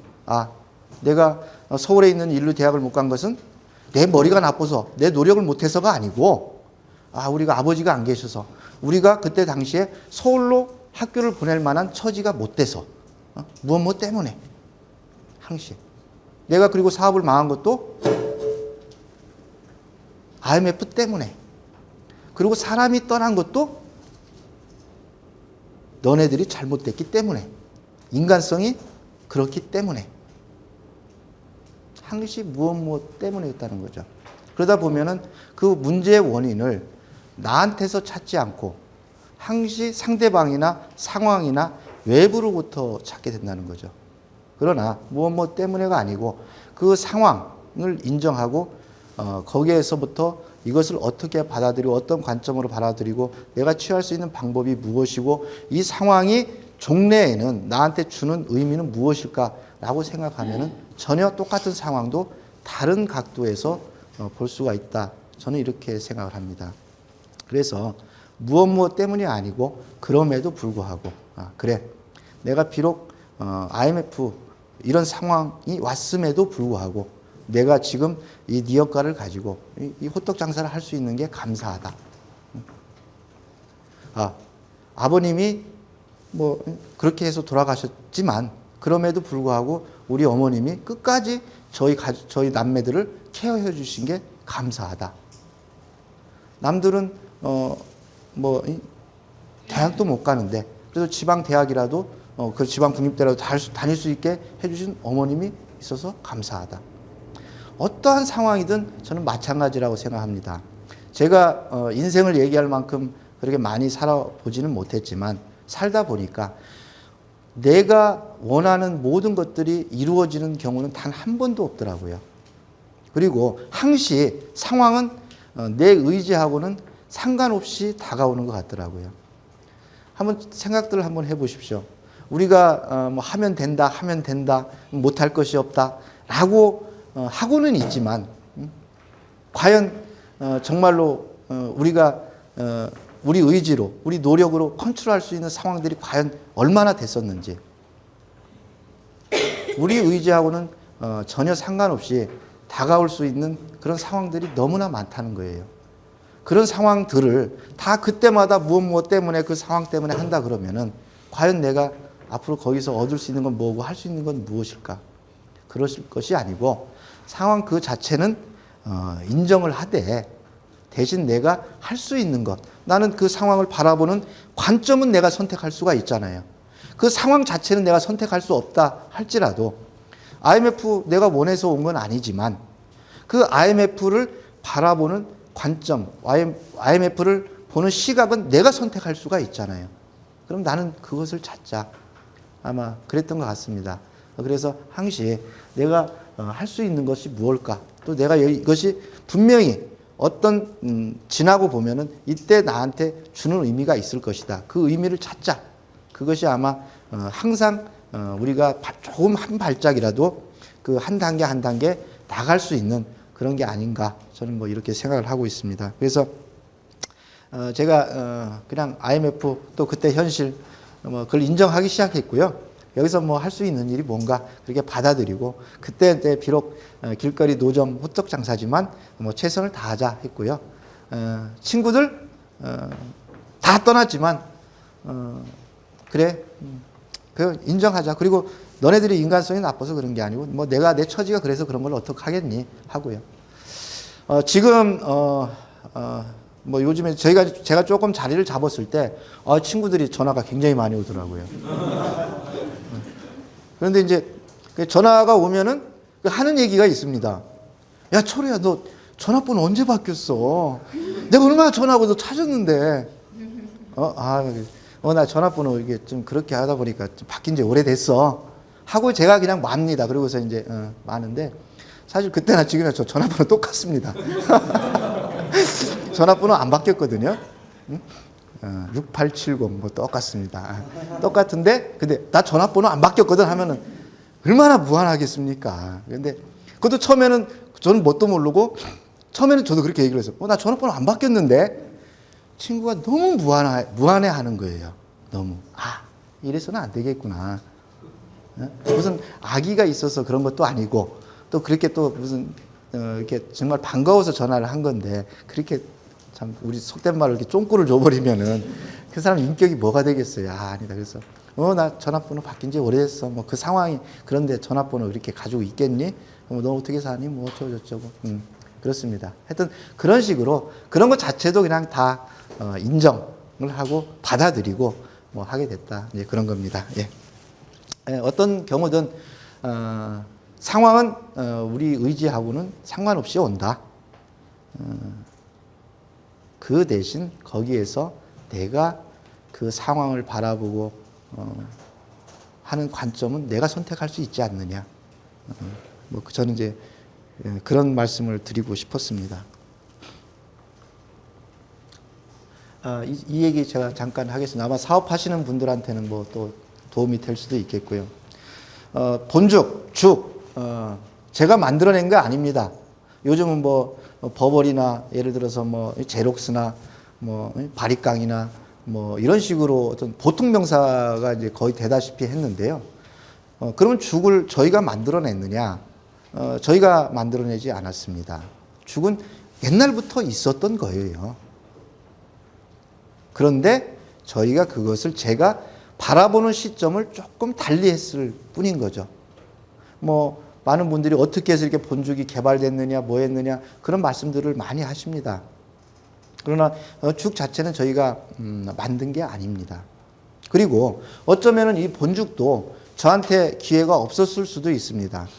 제가 이제 와이프가 이제 도와주고 뭐하고 호떡 장사를 하고 뭐하고 하면서 음식점에 책을 이제 그때부터 이제 사다 놓은 책 다 읽고 뭐하고 하다 보니까 이제 그래도 이제 책상머리이지만 그래도 음식점 창업에 관한 이제 어떤 나름대로 컨설팅을 하게 됐습니다. 그래서 음식점 창업에 관한 것을 기획서를 써주고 또 이제 거기에 돈을 얼마 받고 뭐 처음에는 이제 수고료 개념으로 이제 시작한 건데 그게 이제 제법 잘 되고 장사가 잘 되고 또 소문이 나고 하니까 이제 그럴듯하게 이제 또 컨설팅 회사가 되기 시작을 하더라고요. 이제 그렇게 하다 보니까 이제 거기에 자본을 대는 사람도 있고요. 뭐 많은 자본은 아니지만 그래서 음식점 창업 컨설팅 회사를 차리게 됐습니다. 그래서 이제 제가 거기서 하는 일이 뭐냐면은 어떤 음식점을 창업할까? 그래서 뭐 예를 들어 돈가스 전문점, 우동 전문점, 칼국수 전문점, 뭐 샤브샤브 전문점 이런 업종을 그 상권에 맞춰서 또 아니면 자본에 맞춰서 그분의 성향에 맞춰서 그런 전문점을 정하고 거기 메뉴를 구성하고 가격 구성을 하고 마케팅 전략을 짜고 해서 음식점을 창업시켜주는 토탈 그런 것을 하는 일. IMF 이후라 음식점 창업 수요가 굉장히 많았었습니다. 그리고 또 제가 요리학원에서 이제 일을 했잖아요. 그러니까 그 사람들을 또 이제 데려다가 요리학원에서 이제 그 창업 요리를 배우게 해주고 그렇게 해서 이제 제법 하다 보니까 그것도 이제 자리를 잡아가기 시작을 했습니다. 그 음식점 창업 컨설팅이. 그런데 이제 그러다 보면 저는 항시 그러다 보니까 새로운 그 아이템을 발굴을 해야 돼요. 새로운 업종, 새로운 아이템을 발굴을 하고 새로운 메뉴를 구성을 해야 되는 그런 상황이었습니다. 그때 이제 제가 생각을 한 게 죽 전문점이었습니다. 근데 그때 당시는 죽은 환자들이 먹는 것, 그렇죠? 속이 안 좋을 때 먹는 것. 특히 남자들 같은 경우는 이제 정말 속 안 좋고 뭐 아플 때나 먹지 평상시에 죽 안 먹지 않습니까? 그 다음에 어린아이나 먹는 거 이런 거였어요. 그때 제가 그걸 볼 때 그렇다면은 우리가 환자나 어린아이나 뭐 속이 안 좋을 때 먹는 거라면은 나쁜 거 먹지는 않을 거 아니에요. 그렇죠? 내가 환자한테 내 어린아이한테 나쁜 걸 주지는 않을 거 아니에요. 최고 음식으로서는 내 몸에 맞고 소화되기 좋고 영양이 풍부한 것을 줄 거 아닙니까? 그때 죽을 준다면은 그러면은 음식의 영양 어떤 그런 또 몸에 맞는 거 그런 측면에서는 완벽하다. 그런데 왜 그것을 일반인들이 먹지 않을까? 어떻게 하면은 그렇게 좋은 음식이라면은 일반인들이 먹게 하면 되지 않겠느냐? 거기에서부터 사실은 본죽이 시작된 겁니다. 그래서 제가 이렇게 이제 당시에 이제 혹시 죽집이 있나 이렇게 찾아보니까 충무로에 죽집이 하나 있더라고요. 근데 거기는 일본 사람들이 이렇게 관광객들이 와서 많이 먹고 그렇더라고요. 그 다음에 여의도에도 죽집이 하나 있더라고요. 가서 보니까. 근데 뭐 지금 같은 그런 죽집은 아니고 이렇게 죽 몇 가지에다가 다른 음식을 이렇게 파는 죽집이 있고요. 맞아. 그렇다면은 이것을 일반인들이 먹게 하자. 그러면 일반인들이 먹게 하려면은 일반인들이 한 끼 식사로 영양식으로 건강식으로 먹게 하자. 그러면 이것을 어떻게 하면 이것을 먹을 수 있게 할까? 그렇게 해서 이제 죽 전문점에 대한 기획을 제가 들어간 겁니다. 뭐 이제 그렇게 해서 이제 제가 완성된 기획서가 나왔겠죠. 어떻게 뭐 인테리어는 어떻게 하고 주요 타겟층은 어떻게 하고 양은 어떻게 하고 가격대는 어떻게 하고 이렇게 해서 아주 뭐 그럴듯한 기획서가 본죽을 시작한 기획서가 나왔습니다. 근데 이제 그때는 본죽이 아니었죠. 죽 전문점이겠죠. 그러면 예를 들어서 누가 이제 뭐 김씨 누가 한다 그러면 뭐 김간의 죽도 될 수가 있겠고요. 또 뭐 예를 들어서 뭐 고향이 저처럼 서천인 사람은 서천 한다 그러면 서천 죽 전문점 이렇게 할 수도 있는 누구나 저걸 가지고 시작할 수 있는 그런 기획서입니다. 그리고 저는 저것을 가지고 창업을 해주게 되면은 이제 그 비용으로 얼마를 받게 되는 이제 그런 상황이었는데 사람들이 설명을 하면은 다 고개를 끄덕끄덕합니다. 맞아. 왜 내가 그런 생각을 못했지? 맞아, 그거 하면 잘 되겠어. 다들 이렇게 합니다. 뭐 제가 또 기획서를 좀 쓰거든요. 그래서 딱 이렇게 프레젠테이션을 착 하면은 뭐 이렇게 하지는 않고 이제 멋있게 그럴듯하게 하겠죠. 하면은 막 고개를 끄덕끄덕하면서 맞아. 그럴 거야. 맞아, 잘 될 것 같아. 자, 이제 죽 전문점으로 하시겠습니까? 자, 사인하시죠. 그런데 진짜 좋긴 한데 나는 그냥 칼국수집 할래. 단 한 분도 죽 전문점을 하겠다고 나서신 분이 없었습니다. 단 한 분도. 만약에 그때 그분들 중에 진짜 한두 분이라도 이걸 한다고 나섰으면은 저한테는 기회가 없는 거예요. 근데 이제 그런 찰나에 저한테 이제 자본을 이제 대고 운영을 이제 하고 했던 분이 이제 저희 회사에 이제 오시게 되고 또 이제 그분이 이제 그걸 하시게 되고 이제 하면서 이제 제가 이제 나와야 되는 이제 그런 상황이 됐습니다. 제가 이제 직접 이제 음식점을 해야 되는 그런 상황이 됐어요. 그래서 이제 우리 제 집식구는 굉장히 기대가 되죠. 돈은 하나도 없지만 그래도 뭔가 멋진 음식점을 하나 해낼 거야. 왜 많은 음식점을 창업을 해줬으니까요. 그러니까 저한테 뭐 할 거야? 그래서 축전문점. 우리 집사람이 깜짝 놀라더라고요. 그때 집사람이 이제 몸이 좀 어느 정도 이제 회복이 돼가지고 제가 항시 이게 출퇴근할 때 손을 잡고 다녔습니다. 이게 약간 정신이 그때만 해도 이게 우울증 약이 먹으면은 정신이 조금 몽롱해집니다. 잠 잘 옵니다. 저도 우리 와이프 그 약 먹을 때 진짜로 잠 안 오면 제 와이프 우울증 약을 제가 먹었어요.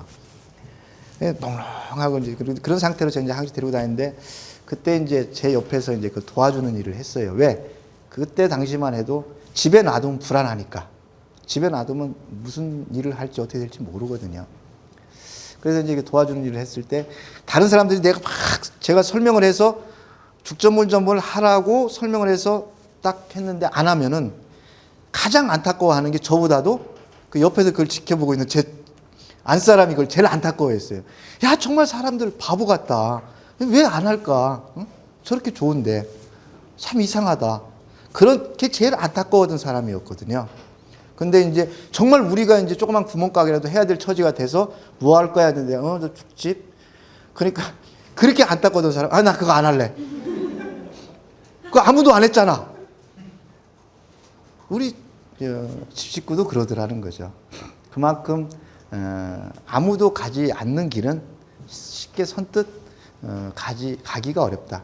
그렇지만 정말로 기회를 찾아야 된다면 정말 없는 것을 만들어내기는 저는 정말 어렵다고 생각합니다. 무슨 일을 하든 없는 것을 새롭게 만들어낸다.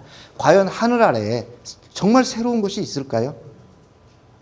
저는 정말 어렵다고 봅니다. 그러면은 우리가 쉽게 할 수 있는 것은 보는 각도를 달리하면은 전혀 새로운 게 나올 수도 있다는 거죠. 요즘은 재털이 다방이나 커피숍이나 가면 재털이 없지 않습니까? 근데 저 그때만 해도 여기 뭐 연세가 제 연배 되시는 분들 또 상위 되시는 분들 다 그런 기억이 있으실 겁니다. 그 전에 다방이라고 해요. 커피숍에 가면 탁자 가운데 아주 멋있는 재털이가 하나 있습니다. 막 그 유리로 막 수정같이 이렇게 착착착 각져가지고 그런 재털이가 다 있습니다. 그런 재털이 전혀 쓸모없죠. 요즘은. 근데 제가 어디를 가니까 정말로 멋있는 수반이 되어 있더라고요. 그 재털이가. 그 꽃꽂이 받침. 정말 멋있었어요. 그 재털이가 그 수반으로 썼는데. 각도를, 보는 각도를 달리 한 거겠죠. 그래서 용도를 개발한 거겠죠. 또 뭐, 우리가 요즘 다 알고 있는, MC 스퀘어인가요? MC 스퀘어도 처음부터 정신력 집중기 뭘로 저는 그분 사장님을 조금 압니다. 대양 이행시인가 그렇죠? 그분이 개발한 것도 아니고, 원래 그 용도로 개발된 것도 아닙니다. 원래 의료용으로 개발이 됐고, 의료기구상에서 그걸 파는 거예요, 사실은. 그런데 그분은 그렇게만 팔려고 했는데, 그걸 개발해놓고 하시려고 한 분은 그렇게만 하려고 했는데, 그때 가죽 그 사업을 하시던 그분이 보시고서, 야, 그 정신력 집중에 좋고 뭐하고 하면은 그 수험생한테 그걸 써먹으면 되잖아. 전혀 다른 각도로 본 거예요, 용도를. 한 사람은 그걸 환자용으로 개발을 한 거고, 환자용 정신 안정기, 뭐 진정기, 심신 안정기로 그걸 개발을 한 거고, 그걸 그렇게 고객 소구 대상을 환자로만 본 거고, 전혀 다른 사람은 그것을 갖다가 수험생이 정신이 집중되고 안정이 되고 하면 공부 잘 되잖아. 그렇게 본 거고. 그래가지고 뭐 진짜 그렇게 된 거 아닙니까? 이게 정말 우리가 새로운 거, 뭐 한 거 개발 너무 좋습니다. 물론 이제 기술적인 측면에서는 계속 기술의 진보가 있어야 되겠죠. 그러나 우리가 일상을 조금만 이렇게 다른 각도를 봐도 그런 용도라든가 그런 거리가 얼마든지 사업거리가 나온다는 거겠고요. 죽도 저희가 만든 게 아니고 새로운 각도, 다른 각도에서 바라보고 다른 소구 대상을 찾은 거고 거기에 맞게 바리에이션을 한 거겠고요. 그렇게 다른 각도로 바라보기. 또 하나는 내가 해야 기회가 생기죠.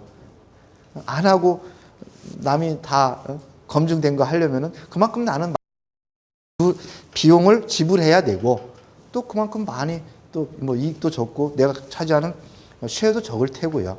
그래서 아마 그 본죽이 그때 다른 각도에서 바라보고 또 아무도 시작을 하지 않았기 때문에 저한테 그런 기회가 오지 않았나 저는 이렇게 생각합니다. 혹시 뭐 여러분들께서도 그러면 제 말씀을 들으시고 나는 그동안에 이런 생각을 했었는데 실천하지 않은 것은 없으신지, 그리고 또 내 주변에 다른 각도로 한번 비틀어서 볼 만한 그런 것은 없는지, 그리고 내가 지금까지 습관적으로 해오던 일들을 내가 어제까지 이렇게 해왔으니까 오늘 또 이렇게 한다 라고 생각하고 그냥 내일 또 할 것인지, 아니면 내가 왜 꼭 이렇게 해야 되지?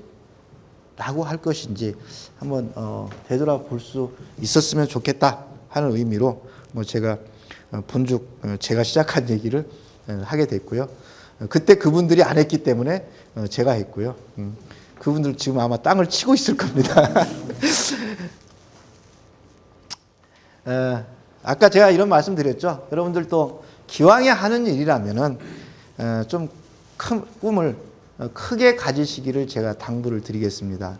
내 손을 이렇게 오므려 놓고 이 오므려 놓은 손에 큰 것을 담을 수는 저는 없다고 생각합니다. 그리고 우리가 또 이런 말도 있지 않습니까? 호랑이를 그리려고 그려도 그리다 보면은 고양이가 되는 수가 많다고 그러잖아요. 물론 호랑이 그리려고 해서 호랑이를 제대로 그려내면 좋겠지만 어디 인생이 그림 그리는 일과 똑같겠습니까? 그렇잖아요. 우리가 호랑이를 그리려고 시작을 해도 진짜 고양이 되는데 정말 처음부터 고양이 그리려고 하면은 또 고양이 밥인 쥐가 될 수도 있단 말이에요. 그러니까 기왕에 하는 일이라면은 내가 꿈을 크게 갖는다고 해서 돈 내는 거 아니잖아요. 내가 꿈 크게 가졌다고 해서 누가 와서 나 체포해 가는 거 아니잖아요. 너는 왜 그 마음속에 이렇게 큰 꿈을 품고 다녀? 하고 체포해 가는 거 아니잖아요. 그러니까 기왕에 하는 거라면은 좀 아까 제가 말씀드렸듯이 기왕에 내가 새벽에 나와서 청소하지만 그냥 정말 나 열심히 하겠다. 기왕에 하는 거 가서 좀 가서 홍보도 하고 해서 수강생도 한번 늘려보겠다. 기왕에 호떡 장사하지만 나 사업체라고 생각하고 최선을 다해서 하겠다. 마찬가지로 무슨 일을 하든지 간에 기왕에 하는 일이라면은 안 할 거면 모르겠는데 하는 거라면은 발 조금 닫고 이렇게 발가락만 짚고 하지 말고 풍덩 들어가 봐야 이게 찬물인지 뜨거운 물인지 알 거 아니냐. 그래서 발가락 끄적끄적 하는 식으로 하지 말고 기왕에 하는 거면 몸을 던져서 하고, 그리고 꿈을 기왕에 갖는 꿈이라면은 정말로 큰 꿈을 갖는 게 좋겠다. 이런 생각을 했습니다. 제가 모두에 처음에 말씀드렸듯이 그 1년에 3번씩 망해 나가는 가게, 거저줘도 안 가져가려고 하는 그 가게, 그거에서 그 음식점을 하면서, 그것도 음식점도 다른 것도 아닌 죽집을 하면서 제가 그 처음부터 시작할 때 나는 비록 이 조그만 죽집을 하지만 나는 이걸 가지고 프랜차이즈를 하고 이걸 가지고 내가 분명히 세계로 나갈 거야. 그게 언젠가는 모르지만 그런 꿈을 가지고 메뉴판에도 영문, 일문 다 집어넣고 간판에도 본죽하고 영문, 일문 집어넣고 그렇게 하니까 동네에서는 이제 완전히 제가 이제 속된 말로 미친놈 취급을 받기 시작한 거예요. 야, 네가 그걸 가지고 프랜차이즈를 해? 체인점을 해? 야, 제발 그 가게나 하나 성공시켜라. 그 가게나 망하지 않고 좀 제발 해라.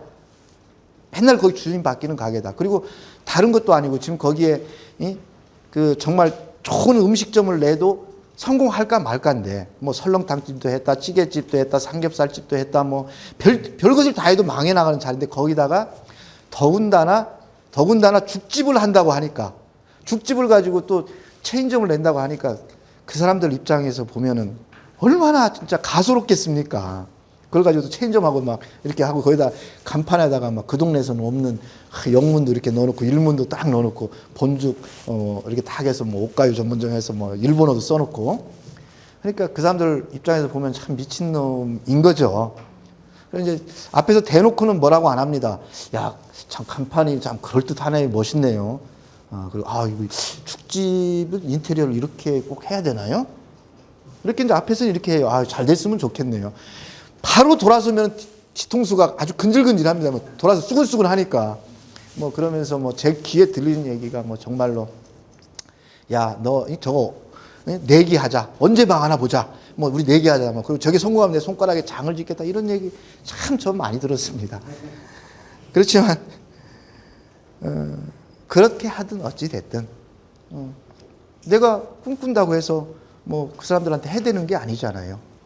그리고 내가 기왕에 시작하는 거, 야, 내가 이제 그동안에 사업하면서 고생 많이 했으니까 나 이거 죽집 하나만 가지고 나 죽어라고 먹고 살고 나가 해다가 이제 끝내야 되겠다 하는 거하고, 에이 기왕에 하는 거 정말 잘 돼가지고 세계를 내가 한번 하겠다 하는 거하고 뭐가 좋습니까?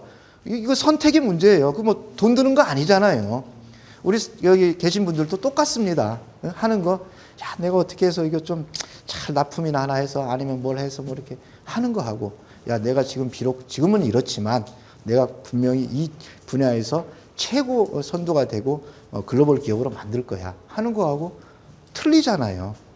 내가 마음 먹기 따라서 틀린 거란 말이에요. 뭐 그거 안 이루어진다고 해가지고 너는 뭐 책임 미필 해가지고 뭐 잡아가고 그런 거 아니지 않습니까? 그래서 저는 비록 죽집을 하나 이제 시작을 했지만 그렇게 꿈을 가지고 내가 꼭 하겠다. 어쩌면 그 꿈이 그게 정말로 이루어질지 안 이루어질지 그때 상황은 모르는 거였지만, 그 꿈이 저 자신의 어떤 뭐 자존심이랄까요? 자존심을 지켜주는 어떤 핵심 포인트였는지도 모릅니다. 만약에 제가 그런 꿈이 없었다면 제 자존심은 너무 망가졌을 거예요. 그렇죠? 아, 내가 이제 이것도 해보고 안 되고 저것도 해보고 안 되고 이제는 나 그냥 죽집 하나 하다가 먹고 살고 죽겠구나.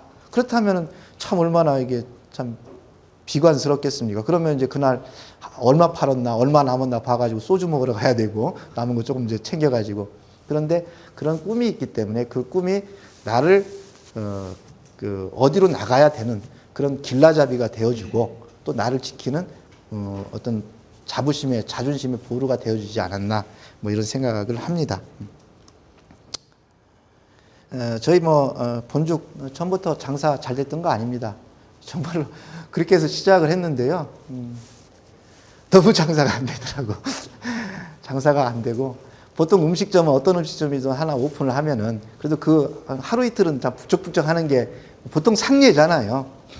근데 첫날부터 뭐 장사 너무 안 되고, 그날 뭐 제가 친척하고 아는 사람들이 와서 팔아준 게 12만 원 팔았습니다. 다음 날은 이제 좀 낫겠지 하고 했는데 뭐 다음 날은 뭐 8만 원 팔더라고요. 8만 원. 그렇게 이제 장사가 처음에는 안 됐었어요. 근데 저는 이제 물론 절망을 했죠. 아, 과연 정말 이런 건가? 그러나 제가 당장 그 현실만 봤으면은 저는 그 순간에 아마 다른 생각을 했었을 수도 있을 겁니다. 그런데 저는 그때 이제 밖에서 사람들 들어가는 표정을 보고 또 나오는 표정을 보고 몇몇 안 되는 사람들이지만 그 사람들의 표정만을 저는 살폈어요. 한 일주일 동안 계속. 근데 우리 이제 뭐 너무 기대 이상이랄 때 느끼는 그 하는 표정들 있지 않습니까? 내가 진짜 이거 아무것도 아닌 죽인 줄 알고 갔는데 이게 아니네. 막 그러면서 이제 뭐 흥분돼서 나오는 그 표정들. 그리고 며칠이 지나니까 이제 어떤 사람은 끌고 들어가려고 하는 사람하고 어쩔 때는 안 들어가려고 하는 사람들하고, 내가 왜 죽 먹고 일하겠어? 야, 일단 가봐. 하는 측면하고 그런 게 나오더라는 거죠. 그러면은 야, 이제 됐다. 이건 기본은 됐다. 나머지는 한번 와서 먹게 하는 게 내 일이구나. 이제 그다음부터 이제 처절한 이제 홍보가 시작이 됐죠. 뭐 돈 들여서 홍보하는 건 아니니까요. 그래서 뭐 전철역에서 새벽부터 뭐 병원으로 어디로. 제가 아마 저는 대한민국에서 전단 뿌리기 대회 하면 제가 1등 할 수 있습니다. 전단 뿌리기 대회. 전단을 많이 뿌리는 게 중요한 게 아니고 어떻게 정확하게 뿌리느냐. 정확하게 기억하게 그 사람이 오게 하느냐. 저는 아마 그런 대회가 있다면 저는 1등할 자신이 있고요. 전단 뿌리기에 대한 노하우만 제가 예를 들어서 강의하라고 해도 저는 진짜 몇백만 원짜리 강의할 수 있습니다. 그만큼 제가 막 전단 뿌리고 뭐하고 하는 이제 홍보가 시작된 거고요. 하도 전단을 뿌리다 보니까 나중에는 이렇게 저도 이제 그 전단 뿌리러 갈 때는 제 와이프하고 저하고 제일 좋은 옷을 입습니다. 깨끗하게. 그래서 이제 양옆에 전단을 뿌리는데 이제 하도 전단을 뿌리다 보니까 이제 다 알아요. 저기서부터 사람들이 먼저 인사합니다. 저희한테. 그러고서 이제 사람들이 전단 앞에 떨어진 거 있잖아요. 아는 사람들이 그걸 주워줘요. 그게 떨어지면 기분 나쁘거든요. 예를 들어서 이제 그런 식으로 홍보가 시작된 거고, 제가 그때 저희 집사람하고 목표를 했던 게 하루 100그릇입니다. 하루 100그릇. 왜 100그릇이냐? 100그릇만 팔으면은 먹고는 살겠더라고요. 이게 딱 BEP를 계산해 보니까 100그릇만 팔으면은 먹고는 살아요. 그게 100그릇이었는데, 야, 우리 정말 3개월 내에 100그릇 한번 해보자. 그게 우리 목표다.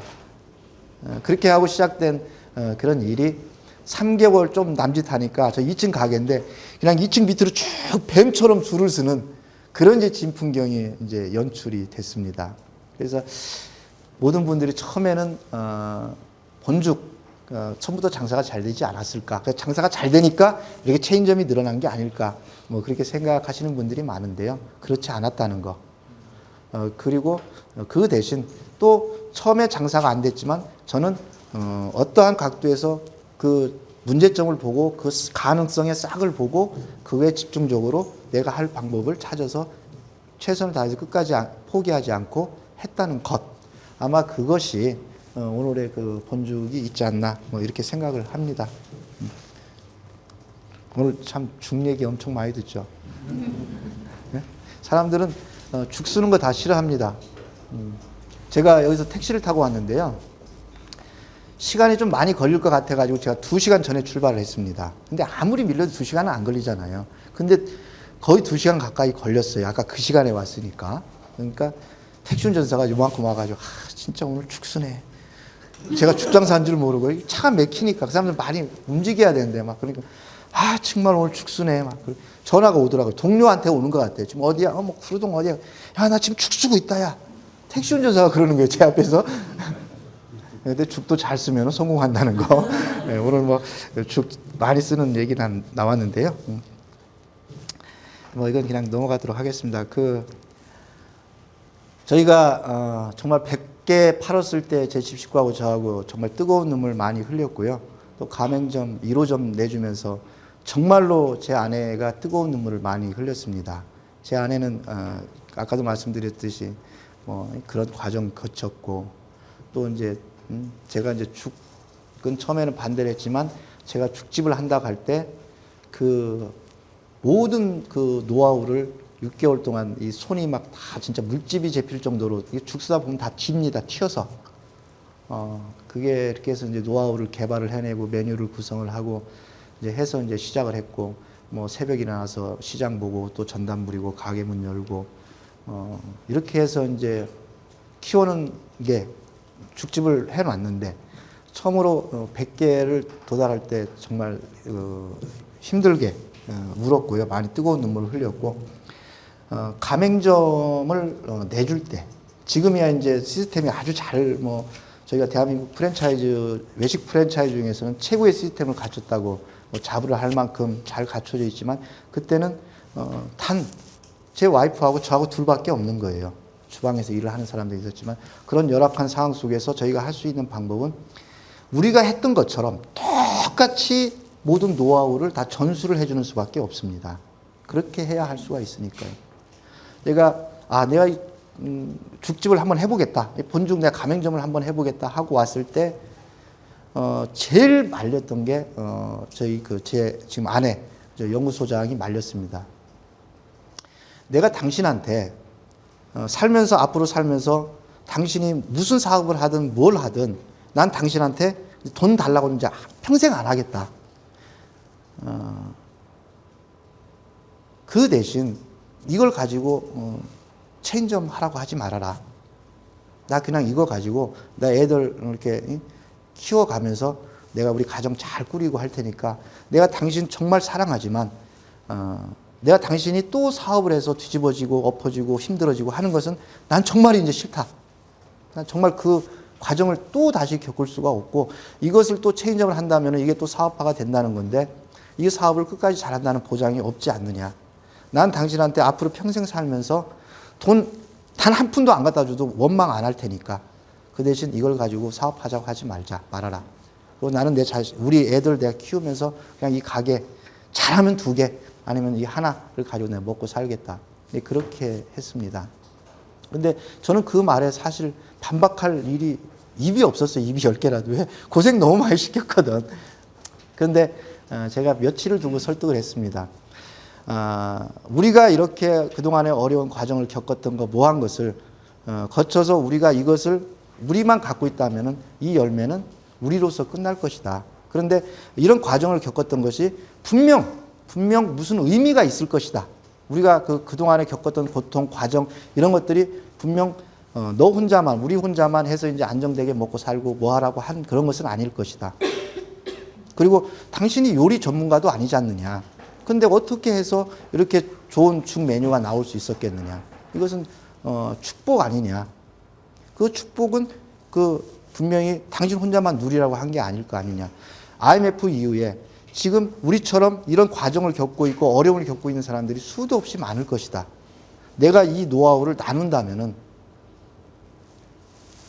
우리 같은 사람들 같이 일해서 좋은 거 아니냐. 그래서 우리 같은 사람들이 하나하나 더 늘어난다면은 그걸로써 우리는 당신은 보상받을 수 있지 않겠느냐. 제가 이제 그렇게 설득을 했습니다. 뭐 마우라한테는 제가 말을 또 그럴듯하게도 하니까 또 그게 사실이고요. 근데 그렇게 해서 이제 하게 됐습니다만은 그 1호점을 오픈을 하고 그 3일 동안 가서 해줄 수 있는 모든 것을 다 해주고 문을 열고 딱 돌아섰는데 사람들이 이제 들어가고 뭐하고 하는 걸 보고 집사람이 퍽 쓰러지더니 너무너무 슬프게 울더라고요. 저는 아마 지금까지 살면 또 앞으로도 그런 울음을 못 볼 것 같습니다. 그래서 한참 그러고 나더니 자기가 막 가슴이 완전히 뻥 뚫린 것 같대요. 자기가 가지고 있던 모든 것들이 다 빠져나가서 더 이상 나는 껍데기도 없는 것 같다. 그런 기분이 든다. 그런 느낌이다. 그렇게 얘기를 하더라고요. 아마 그랬을 것 같다는 생각이 들어요. 자기가 이게 이제 내 마지막 먹고 살 것이다. 그리고 그렇게 오랫동안 해서 어렵게 해서 힘들게 개발하고 했던 것들을 이제는 남한테 다 줬다고 생각이 아마 들었던 것 같습니다. 그래서 그만큼 이렇게 허전하고 그랬던 건데 그 이후로는 이제 뭐 정말로 제가 본죽에 우리 본죽이 100이라면은 우리 지금 현재까지 있게 한 본죽의 99%는 지금 우리 제 와이프 최 소장이고요. 1%는 접니다. 사실 제가 여기 와서 이렇게 떠들고 있고 합니다만은 저는 막 깃발을 앞에 서서 이렇게 흔드는 사람일 뿐이고 사실은 다 고생하고 뭐하고 또 뭐 이렇게 한 것은 사실 제 그 아내 또 저 때문에 고생한 아내 또 그리고 저 이렇게 1호점 그렇게 하면서 모든 것을 다 빠져서 그 아내가 있었기 때문에 가능했다. 그래서 저는 뭐 그 부분을 저는 100% 인정을 합니다. 예. 뭐 프랜차이즈 사업을 이렇게 시작을 했고요. 많은 뭐 고통, 많은 그런 어려움이 있었습니다. 그리고 제가 말씀드린 겁니다.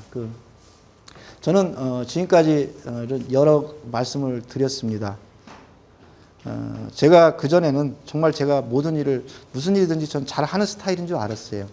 근데 실패가 또 이렇게 밑에 내려가 본 그런 것들이 그게 아니구나. 내가 존재할 수 있었던 것, 그동안에 제가 일을 할 수 있었던 것은 정말로 내가 아닌 주변에 좋은 사람들이 계셨기 때문에 또 주변에 어떤 도움과 희생이 있었기 때문에 가능한 것이었다라는 것을 저는 깨닫게 됐습니다. 여기 본죽도 마찬가지입니다. 정말로 본죽에 대해서는 우리 고객들이 좋은 이미지를 갖고 있고 또 본죽은 믿어주시고 그럽니다. 그러면은 우리 본죽이 그런 이미지를 갖게 해달라고 광고하고 뭐하고 또 그만큼 우리 고객들이 믿는 것만큼 제가 잘해서 그럴까요? 저는 아니라고 생각합니다. 아직 그 속내를 들여다보면 부족한 게 너무나 많아요. 그런데 좋은 가맹점주들을 만나고 저희 본죽 지금 1000개가 넘는 가맹점이 있습니다만은 폐업률이 1%가 안 됩니다. 1%가. 음식점이 창업을 해서 3년 내 폐업률이 85%입니다. 음식점이. 근데 저희는 7년 동안 폐업률이 1%가 안 됩니다. 그러면은 저희들이 노력한 부분도 있지만 또 정말 잘한 것은 저희 가맹점주들이 잘하신 거예요. 쉽고 편한 길을 택한 게 아니고 원칙을 지키는 길. 어렵고 힘들더라도 원칙을 지키는 길. 우리 본죽 한 그릇 한 그릇 다 죽을 씁니다. 지금쯤 이 정도 자본 규모가 갖춰져 있고 시스템이 갖춰져 있고 시설이 갖춰져 있다면 본사에서 대충 조리해서 내려보낼 수도 있어요. 그리고 지금도 그렇게 아시는 분들이 많이 있습니다. 그러나 그것은 쉽고 편한 길입니다. 그러나 쉽고 편한 길을 택했다면 우리 본을 잃어버렸겠죠. 근데 그 본을 지키는 것은 제가 말을 하기는 쉬워도 그 본을 현장에서 실천하는 사람은 너무 어렵습니다. 근데 그 어려운 것을 묵묵히 실천해 준 우리 가맹 점주님들이 계시기 때문에 본죽이 있는 거란 말이에요. 본죽을 좋게 생각해 준 고객들, 가맹 점주들. 제가 잘해서 그런 게 아니고. 그러면은 저희가 분명히 축복을 받은 건 사실입니다. 제가 감당할 수 없는 축복을 받은 건 사실이에요. 제가 잘해서 그런 게 아니고, 제가 무슨 마케팅을 잘해서 그런 게 아니고, 대학생들, 대학원, 외식 관련 대학생들, 마케팅 관련 대학원생들이 저희 본죽을 가지고 논문을 쓰겠다고 많이 자료 요청을 합니다. 뭐 거의 안 합니다. 왜? 저한테 인터뷰 요청을 하면은 막 많은 질문지를 뭐 메일로 보내오기도 하고 와서 물어보기도 하는데, 어떤 마케팅을 썼습니까? 뭐 했습니까? 물어보는데 저는 그런 거 모르고요. 그냥 축복받아서 그런 것 같아요. 그럼 할 말 하나도 없잖아요. 그러니까 굉장히 싱거운 거죠. 분명히 축복받아서 그런 거고요. 축복을 받았으면은 거기에 대한 저는 대가가 있어야 된다. 책임이 있어야 된다고 생각합니다. 축복해 줬을 때는 너 혼자 잘 먹고 잘 살아라고 축복해 주시지는 않았을 거 아니에요. 그 축복을 누리라고 같이 나누라고 해준 거라고 저는 생각을 합니다. 그래서 저는 항시 작지만 어떻게 축복을 나눌 것이냐. 분명히 우리 본죽은 내가 잘해서 우리 그 식구들이 잘해서 한 게 아니고 축복에 의해서 또 우리 가맹점들이나 고객들이 키워준 거기 때문에 그거에 대한 보답이 분명히 축복을 나누는 길이다 라고 생각을 하고 있고, 그 축복을 나누는 길이 어느 시점에 가서 맺어야 될 열매가 아니고 지금 작은 것부터 하나하나 해야 될 일이다 라고 생각을 하고 있기 때문에 제가 본죽을 하면서, 그러니까 호떡 장사하면서 좀 철이 들었고요. 그때부터 이제 시작한 게 규모는 크지는 않지만 기업 규모에 비하면은 아마 상대적으로 보면 많이 클 겁니다. 그렇지만 보이지 않게 그런 일을 계속 해왔고, 기왕에 할 것이라면은 제대로 한번 해보자, 정식으로 한번 해보자 해서 저희가 보건복지가족부에 계속 그 법인, 사회복지법인 인가를 요청을 했는데 그것도 잘 안 나더라고요. 그 여건이 안 됐는지 저희가 미성숙이 됐는지. 그래서 그런데 얼마 전에 보건복지부에서 정식 그 법인 인가를 얻어냈습니다. 그래서 보건복지부 산하 본사랑, 사단법인 본사랑에서 저희 그 사회복지법인 인가가 났고요. 그게 이제 6월 12일 날 정식 출범을 합니다. 창립 이제 출범식을 하는데, 거기를 통해서 이제 그동안에 음성적으로 했던 것들을 제가 이제 대대적으로 하려고, 좀 대대적이라 하면 작은 기업이니까요. 그 대신 이제 제가 할 수 있는 한 어느 순간에 맺는 열매가 아니고 계속 내가 한 걸음 한 걸음 내 단계에서 해야 될 일이 그것이다 라고 생각해서 조금이나마 그 축복에 이제 보답을 하려고 하고 있습니다. 제 핸드폰에 보면, 저는 이제 그 핸드폰에 우리 애들 이제 이름을 이렇게 쭉 그 기록을 해 놓습니다. 근데 그냥 이름을 기록을 해 놓은 게 아니고, 우리 이제 그 둘째가 그림을 그립니다. 그리는데 이제 걔는 이제 어떤 그 회화로서 국제적인 작가가 되는 게 꿈이에요. 그래서 뭐 국제적 작가 조은희, 또 뭐 막내는 걔는 조금 이게 장사 수완이 좀 좋은 애인데 이상하게 했던 장사 속에 머리 들어가는데, 그래서 걔는 뭐 글로벌 CEO 율민, 뭐 이렇게, 또 우리 큰애는 뭐 파워리더 김지혜, 이렇게 이제 왜 그러냐면 제가 전화 올 때마다 한 번씩 생각을 해주잖아요. 그러면 파워리더 그러면은 항시 주문을 해주는 거나 마찬가지잖아요. 제가 누구한테 그 얘기를 듣고 너무 그게 좋아가지고, 이것은 내가 애들한테 정말 해줄 수 있는 좋은 선물이다라고 해서 이제 꼭 전화가 오면은 예를 들어 국제적 작가 조은희 이렇게 하고 전화를 받습니다. 우리 그 지금 최복이 소장은 뭐라고 돼 있냐면은 이름이 복인데 멜란다 채로 되어 있습니다. 멜란다 채. 멜란다 게이츠가 빌 게이츠 부인이죠. 빌 게이츠 재단을 운영을 하는 사람이 멜란다 게이츠인데요. 가면은 막 그 멜란다 게이츠 그 신문 기사가 그 크게 걸려 있어요. 오래됐으니까 누렇겠죠. 이제 우리 최 소장 방에 가면은 자기는 그런 삶을 사는 게 꿈이다. 뭐 이런 걸 가지고 그런 이제 멘토로 삼고 이렇게 하고 있습니다. 우리 집사람은 이 사업을 전쟁으로 표현을 한다면은 제가 사업을 할 수 있는 그런 총알을 만들어준 사람입니다. 제가 아무리 뭐 죽 전문점 기획을 하고 뭐하고 했어도 그 사람이 죽을 메뉴를 개발하지 않고 죽 많이 그 교육을 하지 않고 어떤 그런 것을 없었다면은 제가 사업을 할 수가 없었겠죠. 그러면은 그 전쟁이 없으면은 참 총알이 없으면 전쟁을 할 수 없는 것처럼 그런 걸 총알을 만들어준 사람이고요. 저는 그 전쟁을 해서 그 성과를 맺는다면 그 성과를 모두 본사랑에 다 넣어서 그 본사랑을 통해서 축복을 좀 나눌 수 있는 그런 일을 하려고 하고 있습니다. 그게 이제 정식 출범을 해서 저는 이런 얘기는 뭐 외부에는 처음 해보는 것 같습니다. 마지막으로 제가 뭐 정리를 하겠습니다. 제가 우리 신입 직원이나 직원들한테 많이 하는 얘기입니다. 다 아시는 옛날 카툰 그 광수생각, 그렇죠? 네, 광수생각. 뭐가 보입니까? 뭐 이렇게 많이 하죠, 그렇죠? 우리 다 알고 있는 얘기면서도 내가 아무리 여백을 보려고 해도 자꾸 까만 점만 보여요. 그렇죠?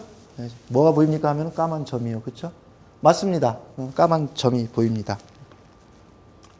그런데 여기 보면 아쉽군요. 이렇게 넓은 하얀 여백을 보고 까만 점만을 보다니. 까만 점이 있는 것은 사실입니다.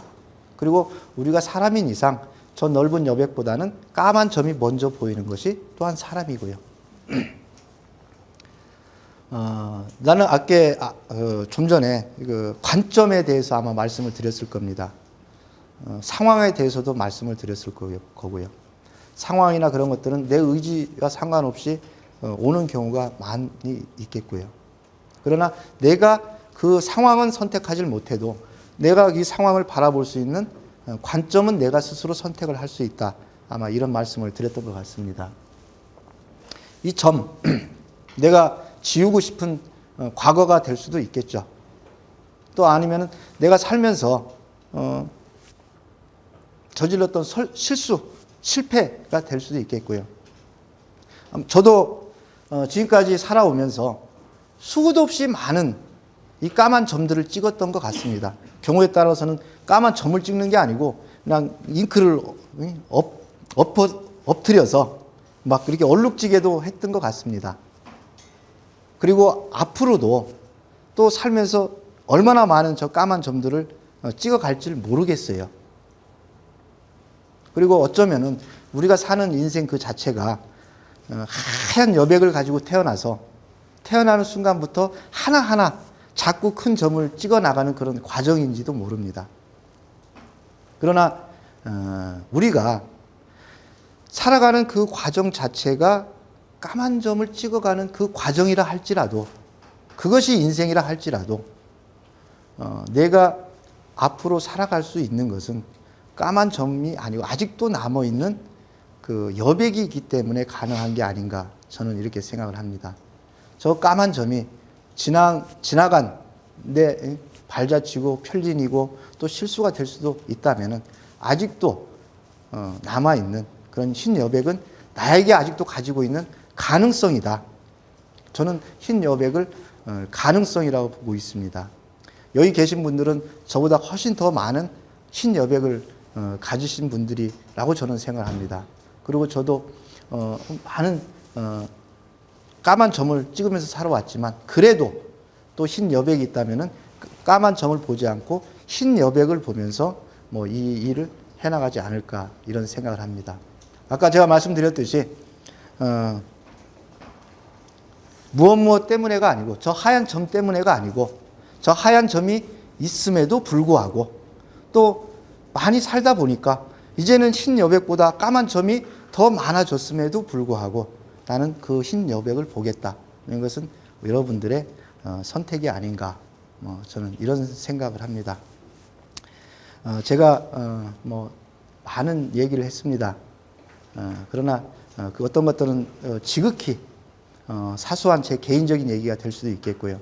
또 어쩌면은 제가 아직 많이 살아보지는 못했지만 인생을 살면서 느낀 그런 소회가 될 수도 있겠고요.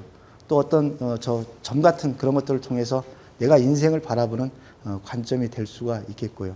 하여튼 이 시간이 여러분들한테는 정말로 조금이나마 무언가 느끼는 그런 시간이 되었으면 하는 생각이 간절합니다. 마지막으로 저희 제가 계속 제 집사람 얘기했는데 제가 보여드리겠습니다. 저희 이게 제가 아까 얘기했던 최 소장, 최보기 소장이고요. 예. 제가 굉장히 나이가 더 들어 보이죠? 예. 학교 커플입니다. 그리고 제 1년 후배입니다. 1년 후배. 그럼 우리 김 사장님이 엄청나게 재수를 많이 했구나. 이런 또 생각이 들죠. 정말로 한 살 차이 많고요. 저는 어렸을 때 하도 공부를 못하니까 또 우리 어머니가 또 이 약 먹으면 공부를 잘해진다고 머리 좋아진다고 솔깃해가지고 그 약을 잘못 먹어서 제가 머리가 좀 빠져서 그렇고요. 한 살 차이고 뭐 그렇습니다. 제가 우리 집사람한테 하나 약속한 게 있어요. 당신 원래는 등단한 시인입니다. 아동문학가고. 근데 저하고 살면서 고생을 많이 시키다 보니까 그걸 못했는데 내가 성공하면은 꼭 당신 시집 내주겠다 이런 약속을 했었는데 지금 그 약속을 지켰고 이미 시집이 5집까지 나와 있습니다.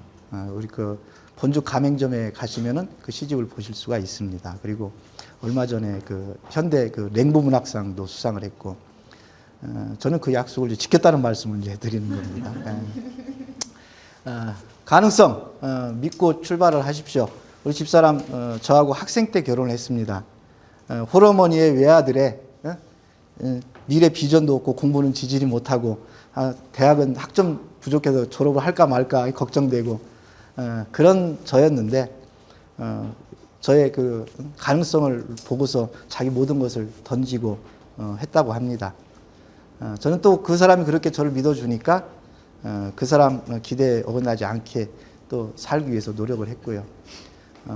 항시 주어지는 만큼 내가 원하는 만큼 상황은 주어지지 않지만 그 상황 속에서도 항시 긍정의 싹을 보고 씨앗을 찾고 해서 우리 여기 계신 분들 모두에게 아주 선하고 아름다운 꿈이 다 이루어지길 기대를 하고 제가 기도하겠습니다. 이것으로 강의를 마치도록 하겠습니다. 감사합니다.